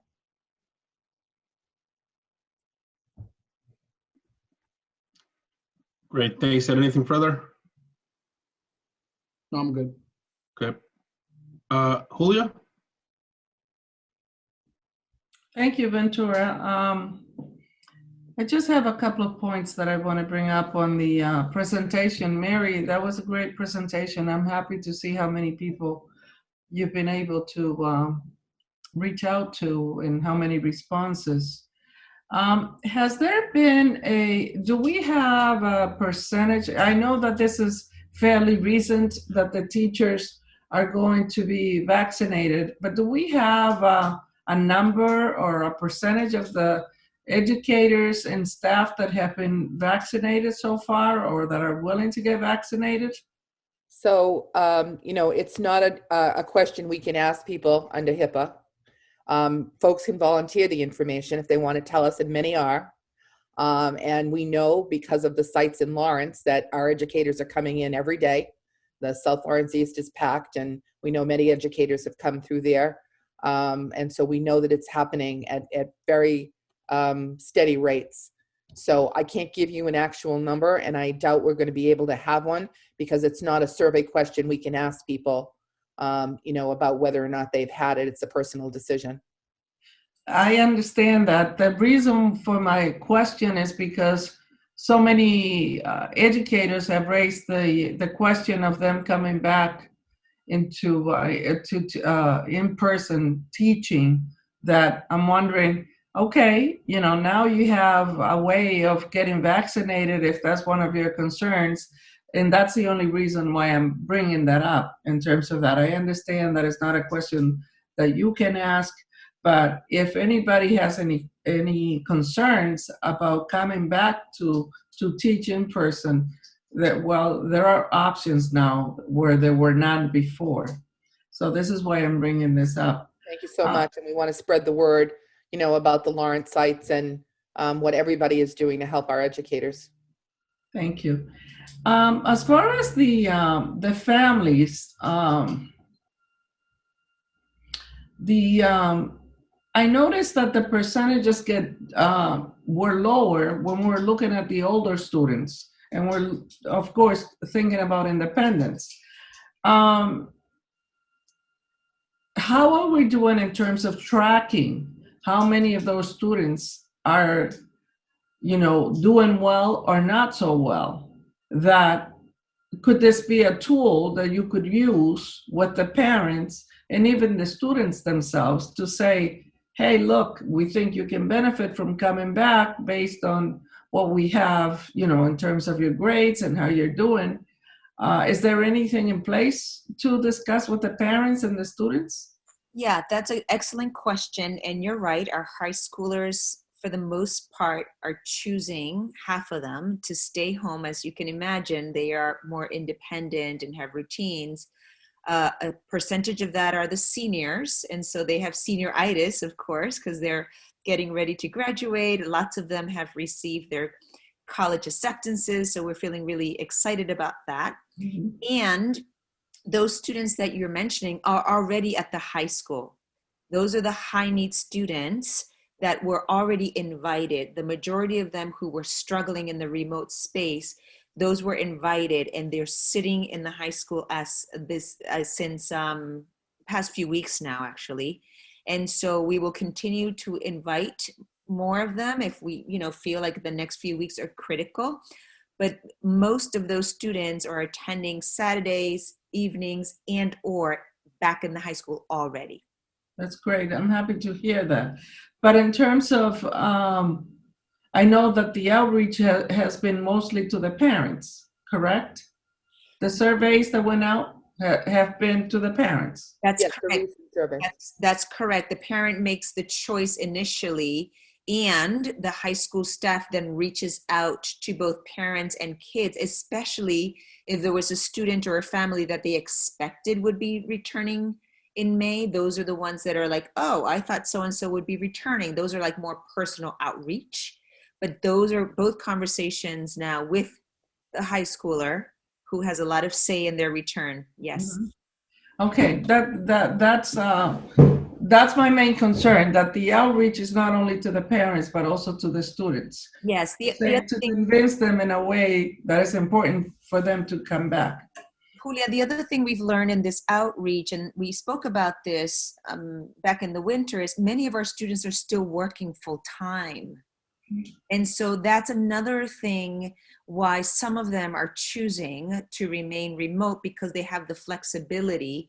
And we've shared this with you before. We've had students who are taking classes in break rooms, you know, in and out of their workspace. And so that's the other thing that remains for our students. And while we continue to provide alternative forms of them earning income, that is still the reality for many of our families and students. But that brings me to the issue that Dan brought up in terms of if this is a situation that is affecting our students because they need to work, you know, that peer-to-peer support that you were talking about, those are students that could probably benefit from coming back into school and using their knowledge within the classroom to help with the assistance that some of the teachers might need. Absolutely. And also the work study program that we highlighted, that's another way that we're supporting some of those students who need the income and cannot afford not to work and are trying to manage their school schedule. So all of that is true. Yes. So at our next meeting, I'd like to hear a little bit more about the efforts that we're making as the school district to bring in some of those students back and help. If we provide them with the assurance that they will have a job, that they will have income, where they will not have to go someplace else to work, if we can keep them in the school environment, I think that that will be very beneficial to them and their families. I'm just looking for ways that we can keep them enrolled and keep them engaged, rather than having concern about, you know, looking for work someplace else where they might even be more exposed to some of the virus and some of the situations that are going on than what we have in school. Of course, we'll have the high school team back so that they can brief us on all those efforts. I would love that. Does the same screening process apply to the educators and the staff that you guys are conducting with the students? Screening as in health screening? When they come into school to teach, or, you know, they're coming in for in-person. Yes, every staff member will fill out an attestation form. It's electronic. They do it right on their phone. It's a series of questions that they answer about their own health. Do you have a fever? Are you feeling a headache? And you answer those questions. So that has to happen for all staff on the way in. And then if there's anybody who's symptomatic during the day, we do have those Binax now tests available. The school nurse will administer. That's great.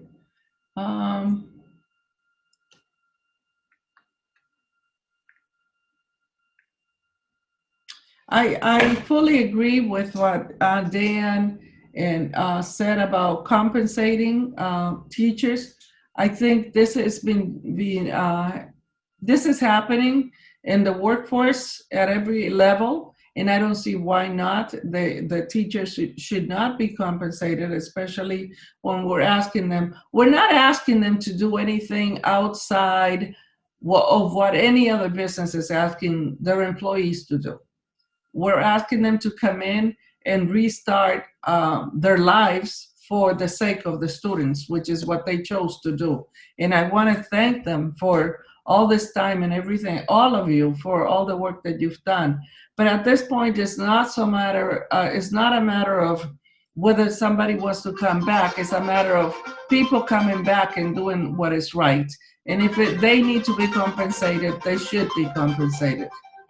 So I thank you, Mary, and everybody that has worked to put this together, making sure that everybody comes back safely to work. Thanks so much. Great, thanks, Julia. I'm going to do a couple of questions and then I'll go around just real briefly if folks have.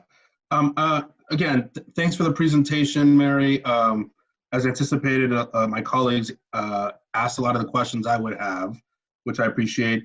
I did want to ask a few, in terms of the pre-K, like why, I'm just curious, why keeping the sort of 2-hour, sort of blocks as opposed to what you all are doing with the 1st through 4th to start?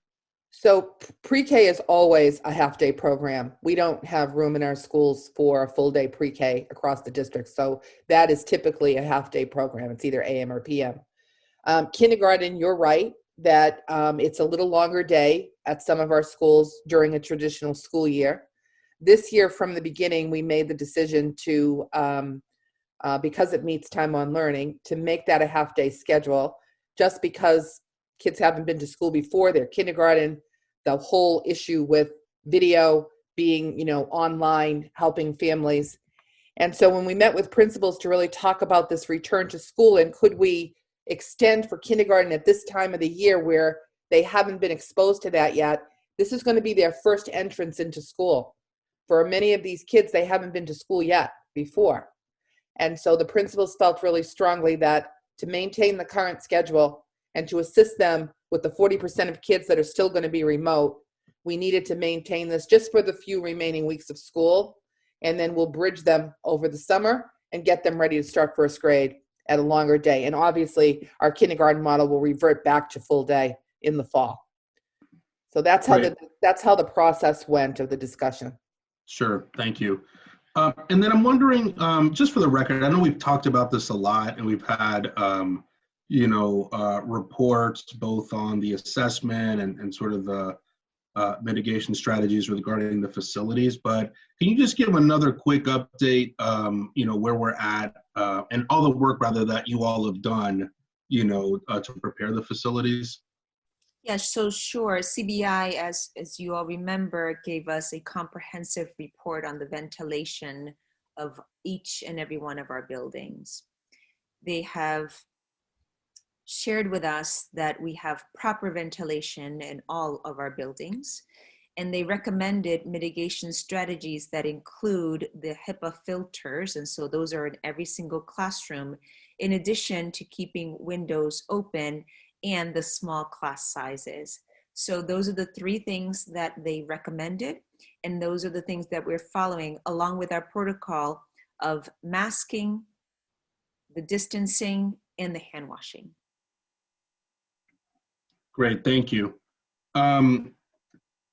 Okay, last question.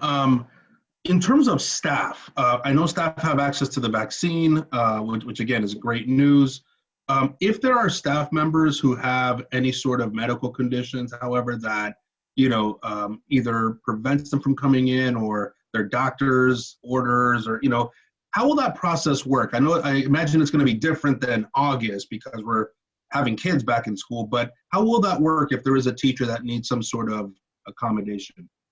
Yeah, and I should say not just teacher, staff member as well. That's right, because that includes paraprofessionals, includes many others. So we'll have Maricel jump in here, but HR is currently working on a process for that and a response for staff members who may require an accommodation. Thanks, Superintendent. So for HR, we are allowing for staff members to indicate what accommodations or limitations they have by providing medical documentation. With the announcement of returning back for March 29th, we have received about 60 inquiries regarding staying on remote work assignments. Currently, we're not listing that as an accommodation, but doing individual assessments for each staff member that provides medical documentation to ensure that the accommodation is one that we can provide as a district.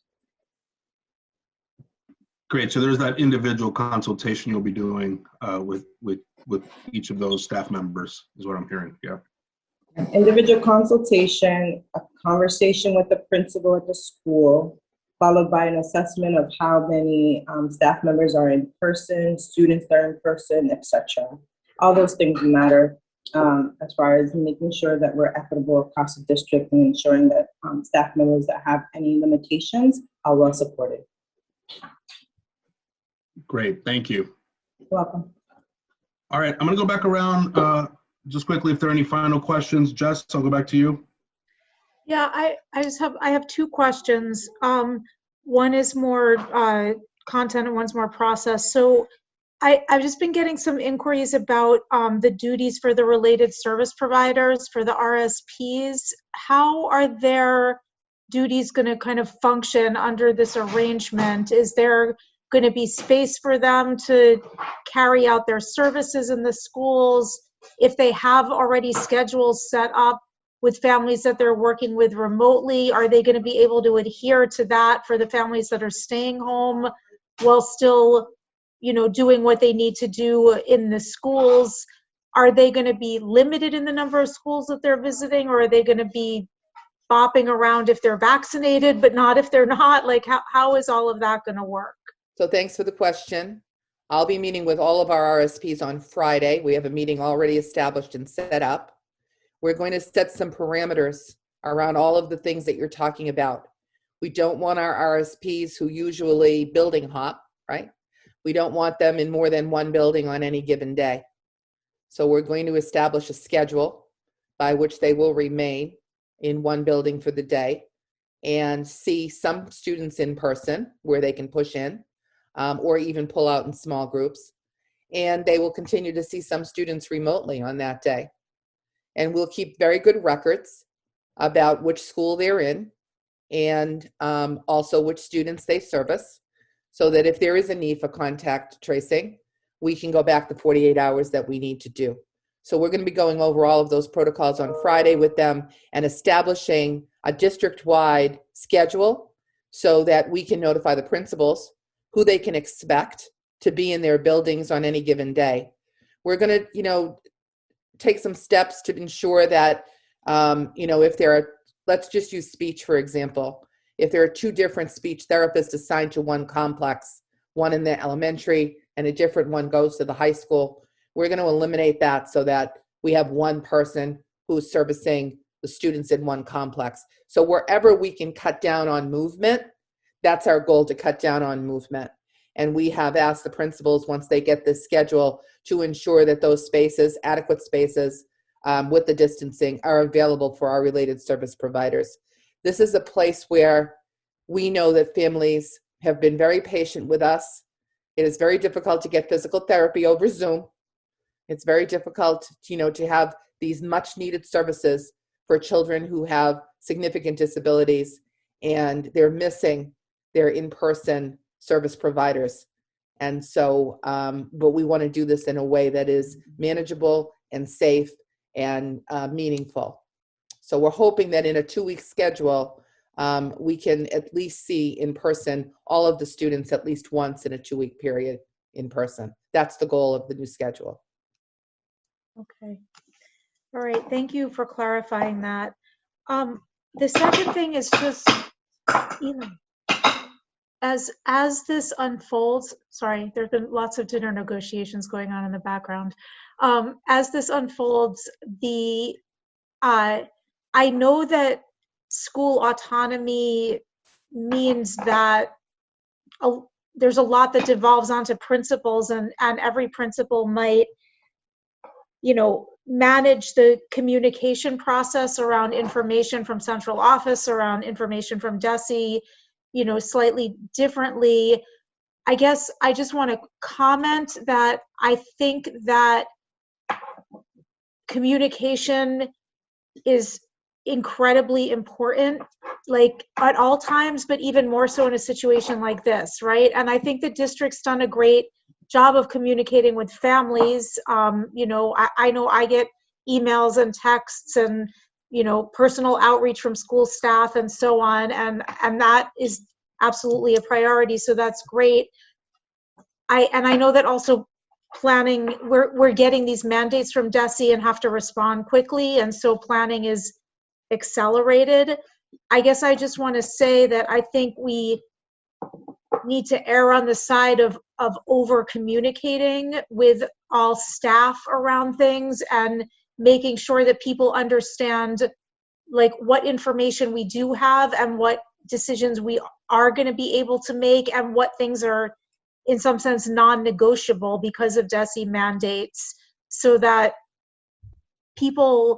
everyone, families and teachers and everyone, feel included in the process to the extent possible.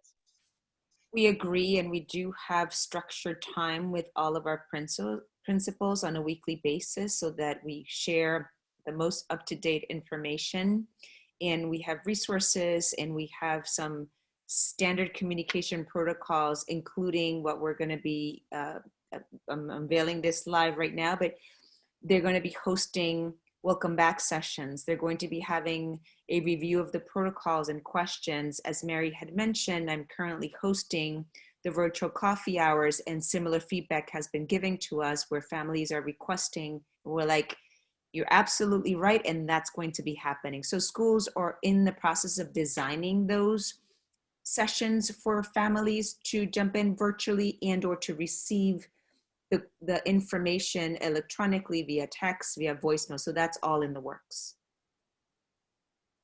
Okay, great. Could we get at the next meeting just sort of an update on what's happened around that? Because I think I'm if my fellow board members would agree, I'm interested in the process that we're unfolding here and how we're doing that, you know, as well as very much in what we're doing.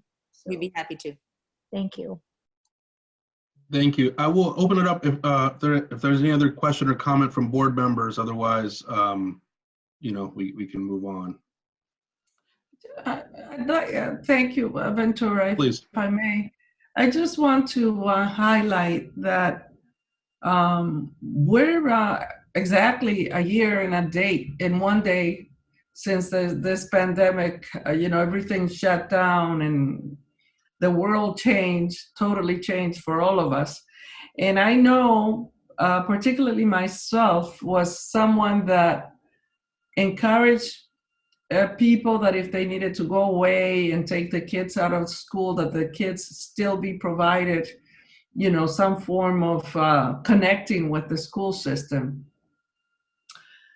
Based on what I'm seeing in the community and based on, you know, what we all have experienced and understanding the importance of the children coming back to school, I would like to encourage us to consider not granting any type of accommodation to any of those parents deciding to take their kids out of the district at this time, or when the kids are supposed to begin coming back in person, because of some of the abuse that I've seen happening in the community.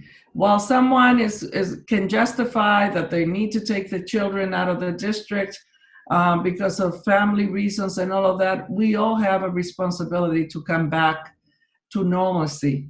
And this is the only way that we're going to ensure that our children come back to a system that is going to be supportive and that they're going to benefit from by analyzing every situation that is presented to all of us and to the staff as a request for children to be taken out of the district at this point. So it's just a thought that I wanted to share with everybody and that I feel that should be closely looked at. Thank you. So it's just a comment, and hopefully we can take that under consideration. Great, thank you, Julio. All right, well, thank you very much. Really look forward to welcoming you know, more students back in what's a few weeks here. It's coming up quick, so look forward to our next meeting where we can get another update. So thanks for the all right, Superintendent Mary, thank you so much. Really appreciate the work. Superintendent, I'll kick it back over to you. I know we have now a few items that will require a vote, so if you want to just kick us off, and then I'll ask for some motions here momentarily. Great. Yes, the few next agenda items all require your vote or consideration of your vote. Next is the media policy. So we'll just remind you what the big idea here is, and then we will be requesting a vote. So Markins is up next. Hi, everybody. You guys may recall we presented social media policy. I think it was it last meeting? I believe it might have been. And there have been no changes to that policy since. If you guys have any questions, I'm happy to answer them. Or if you need any reminders on anything, I'm happy to answer. And again, I'll have board members just go ahead and unmute if you have questions. If not, I'd also be happy to entertain a motion to approve the new media policy. I have no questions. Okay, do I have a motion to approve the media policy? So moved. Do I have a second? Second. Thank you. Any discussion? All right, I'll do a roll call vote. Jess? Yes. Noemi? Yes. Pat? Yes. Julia? Yes. And the chair votes yes, so that is approved. Thanks, Chris. Thank you.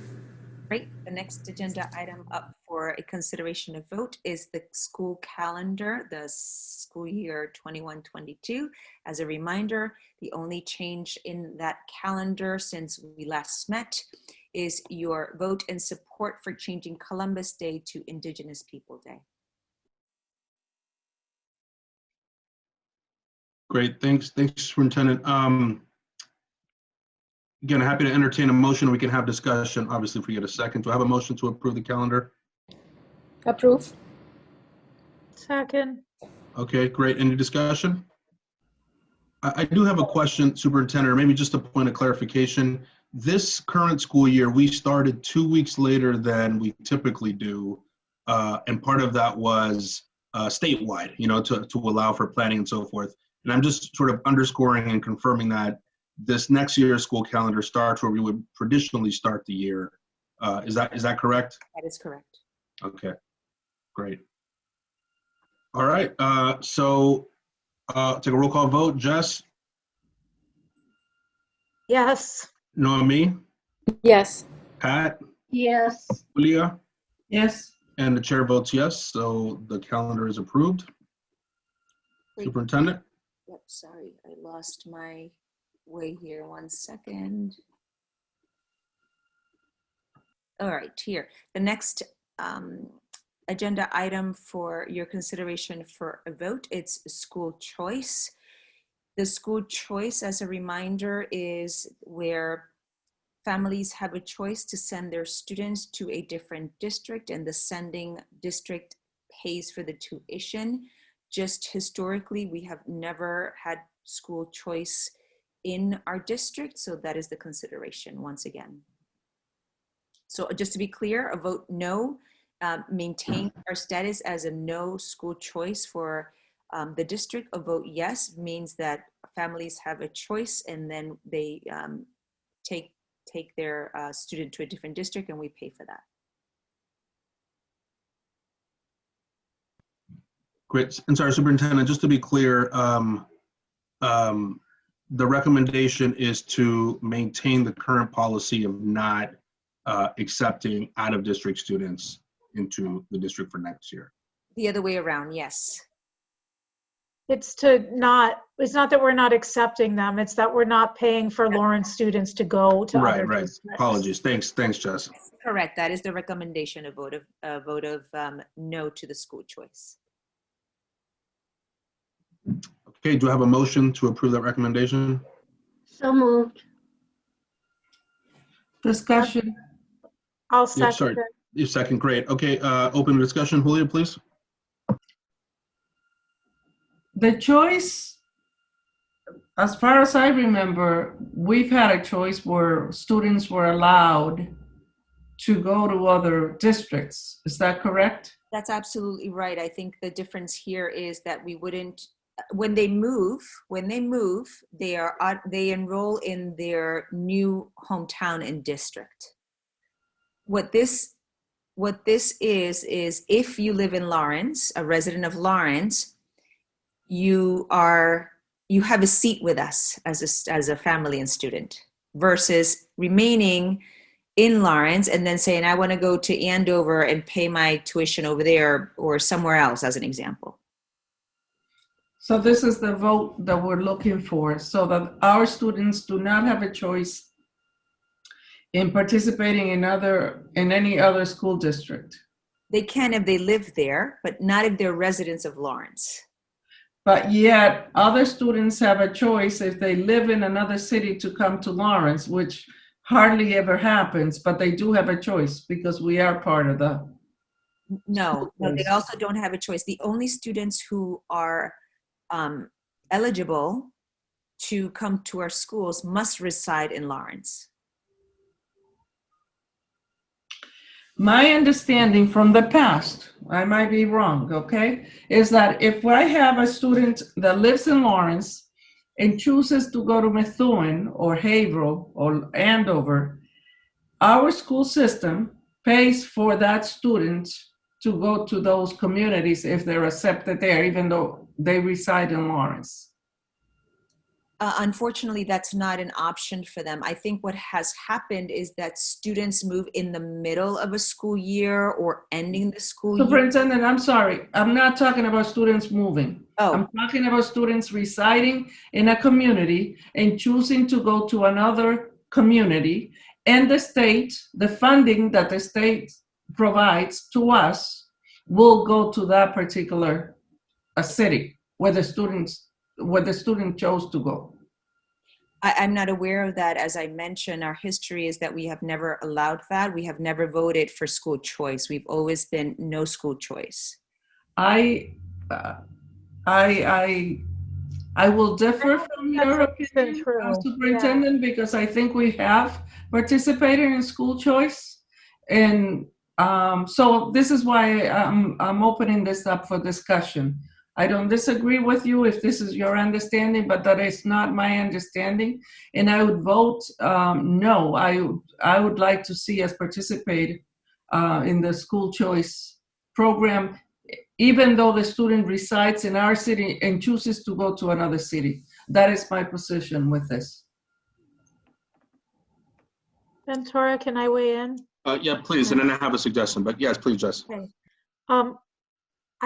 I do believe Julia is right that we, at some point in the past, have participated in school choice, because I can remember kids that I knew in our programs living in Lawrence and attending other schools in other districts. So, you know, whatever, that's neither here nor there, but I think this is a really hard question because on one hand, I wouldn't want to deny any of our families the option to have their child go, you know, they're living in Lawrence, but they might not have the ability to live in an Andover or so on because of housing costs or other things, you know, and I'd like, in theory, them to have some of that option. However, I'm also mindful of the fact that every time that choice is made, it takes resources away from our school system and the remaining children in the school system. And that doesn't correlate to a kind of one-to-one, you know, like the resources do their best when they're maximized and they can be used efficiently as a group. And if you start taking away drips and drabs, it has an impact greater than just taking away that one individual student's you know, funding. So even though I'd be really torn on this one, I think I would vote along the lines of what the superintendent is recommending, because I think that most of the students here most families are not going to choose to send their kids to another district, and I want the kids who are here to have the maximum resources available. May I, Ventura? Yeah, please. I understand it perfectly, Jess, where you are, and I don't see at this point a lot of our students moving out of the district.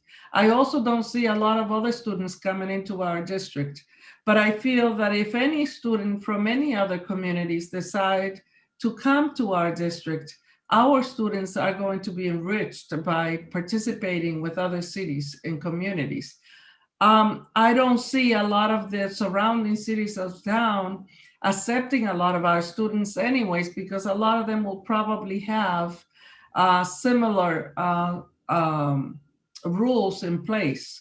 But I am torn, like you said, and not given let's say there's only one student that chooses to go someplace else because of something that is being provided for them in that district. I would hate to be the person that will keep him back by having this in place. So this is what's keeping me from voting in favor of this. But I just wanted to express that I have the same concerns. This is something that is not going to bring us more students, and it's not going to take away more of our students from here. So I'm sorry, did I interrupt someone? No, I said thank you. Okay. Sorry, I'm actually gonna, I know that the motion's been, voted on and seconded. I'm gonna actually request that we postpone this. I do think it warrants a little more discussion and maybe just some historical information for us. Just to be clear, I mean, I think it's raised enough discussion that I'd like to make sure that we, spend a little more time talking about it. My only question, Superintendent, is this a time-sensitive requirement? I know it's a legal requirement, so I just wanted to ask you that. We're happy to bring you historical information. It is very likely that many years ago, I guess my comment was specific to our time together as a board and a team that has not been our history together. And so it's very possible that way before receivership, that was certainly something that we were doing. And I'm sorry, Superintendent, is there a time or a date by when you need this? I didn't hear that. There is, and I can double check with Joan on what that timeline is. Okay. And I believe it's the end of this month. Got it. To get, it's something where you have to write a letter to the commissioner letting him know, what the decision was made at the district. Got it. Okay. And again, this is all part of discussion. So I guess I'd be interested in hearing from other board members. We can definitely continue, to a vote on the matter tonight. Given everything else and given that this has been practiced at least over the last few years, I know since I've been involved, with the board, I'm very comfortable doing that, but just want to hear maybe a little bit more from other board members. Ventura? Please, Pat. I tend to agree with Jess. I'm very concerned about resources leaving the district where our kids need so much. And I definitely would vote no on this proposal. And I really don't remember us doing it in the past, to be very honest with you. I think it's always been a no vote on the part of the school committee.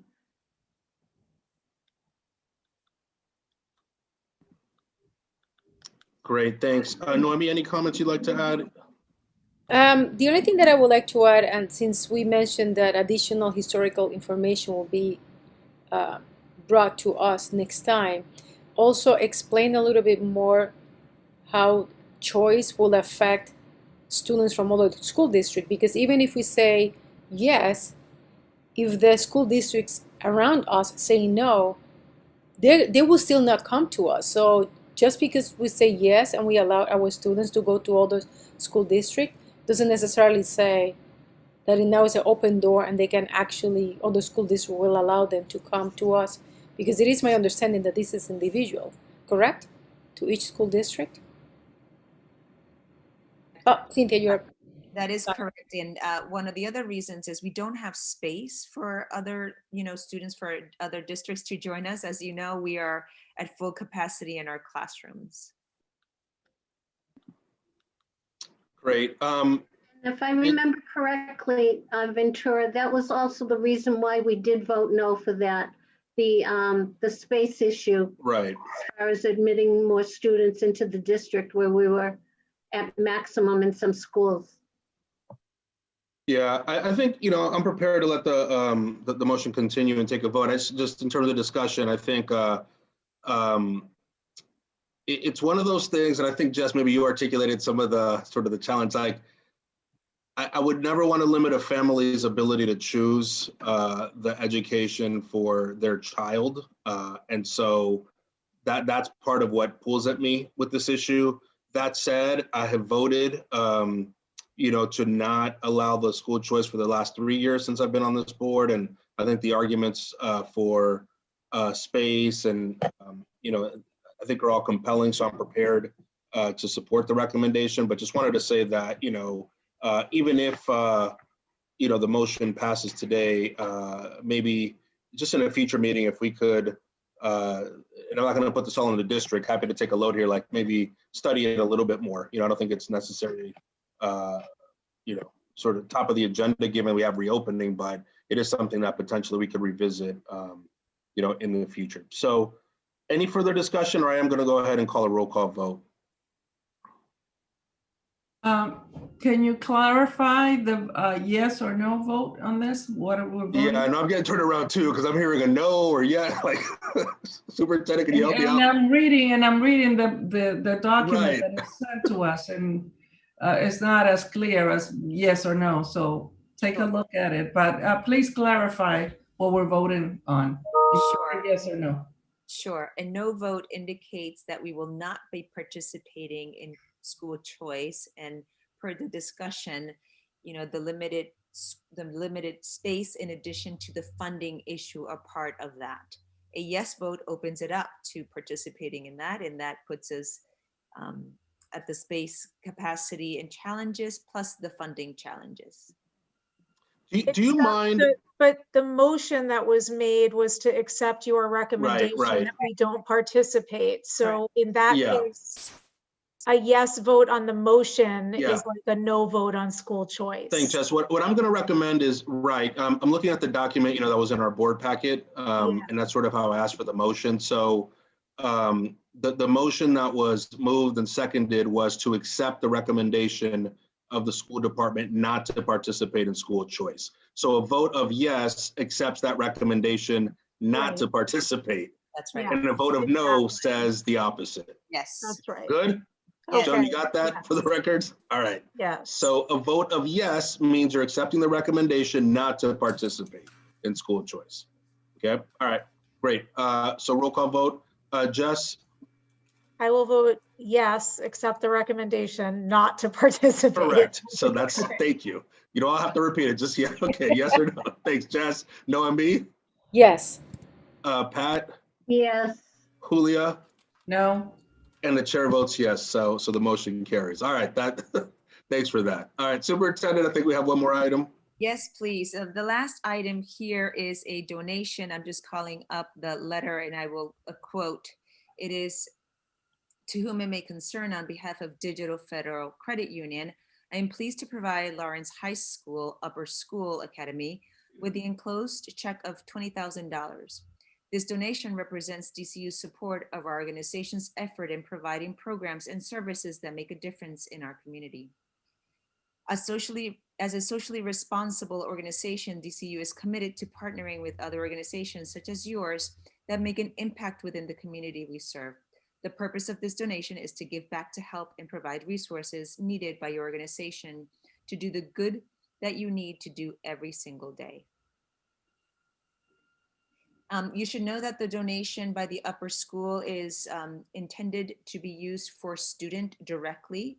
So they're setting up an innovative way where students have to apply, and then students are eligible for the scholarships of up to $300. Right. And Superintendent, school question, what would, like those $300 scholarships, like what are they used to fund? Sure, so I can, I'll call it up in a moment here, and I will share with you what I've learned. It's called a Citizenships Award. It's up to $500, and it's open to all of the seniors. And then teachers share in applications, and the students fill out this comprehensive questionnaires. And when I open that questionnaire, it pretty much says, congratulations on taking the step to your academic and future achievement. Here's the application. It's a citizen award. Be honest, responsible, and it goes on and on and on. But it's I think it's a great way for students to be engaged and to have some say, and be eligible for the additional funds. Great, thank you. At this time, I'll accept the motion to accept the donation. So moved. Do you have a second? Second. Any further discussion? All right, hearing none, roll call vote. Jess? Yes. Noemi? Yes. Pat? Yes. Julia? Yes. And the chair votes yes. So the motion passes. Great. Thank you, Superintendent. The last item on the agenda is approval of the February 10th, 2021 regular session minutes. Do I have a motion to approve those? Actually, oh, I don't know if I need to wait till the discussion, but I'm marked as present in the minutes in the list at the beginning, and I was not, I had a conflict that month. So Okay. that needs to be changed. Thanks, Jess. All right, so do I have a motion to approve the minutes with that edit? So moved. Have a second? Second. Okay. Okay, Jess? I I'm see you gonna abstain. Yeah, I'm gonna abstain. Okay, Yeah. all right. Noemi? Yes. Pat? Yes. Julia? Yes. And the chair votes yes. So that takes us to the end of our agenda. Again, appreciate everyone's work tonight, and really for the district, for our teachers, our staff, over the entire year, but especially as you all are gearing up for what is another important milestone here coming up on in a couple of weeks. So at this moment, I'll entertain a motion to adjourn. So moved. Do I have a second? Second. Okay, Jess? Yep. Noemi? Yes. Pat? Yes. Julia? Yes. And the chair votes yes. So we are now adjourned. Thank you very much. Have a good night. Good.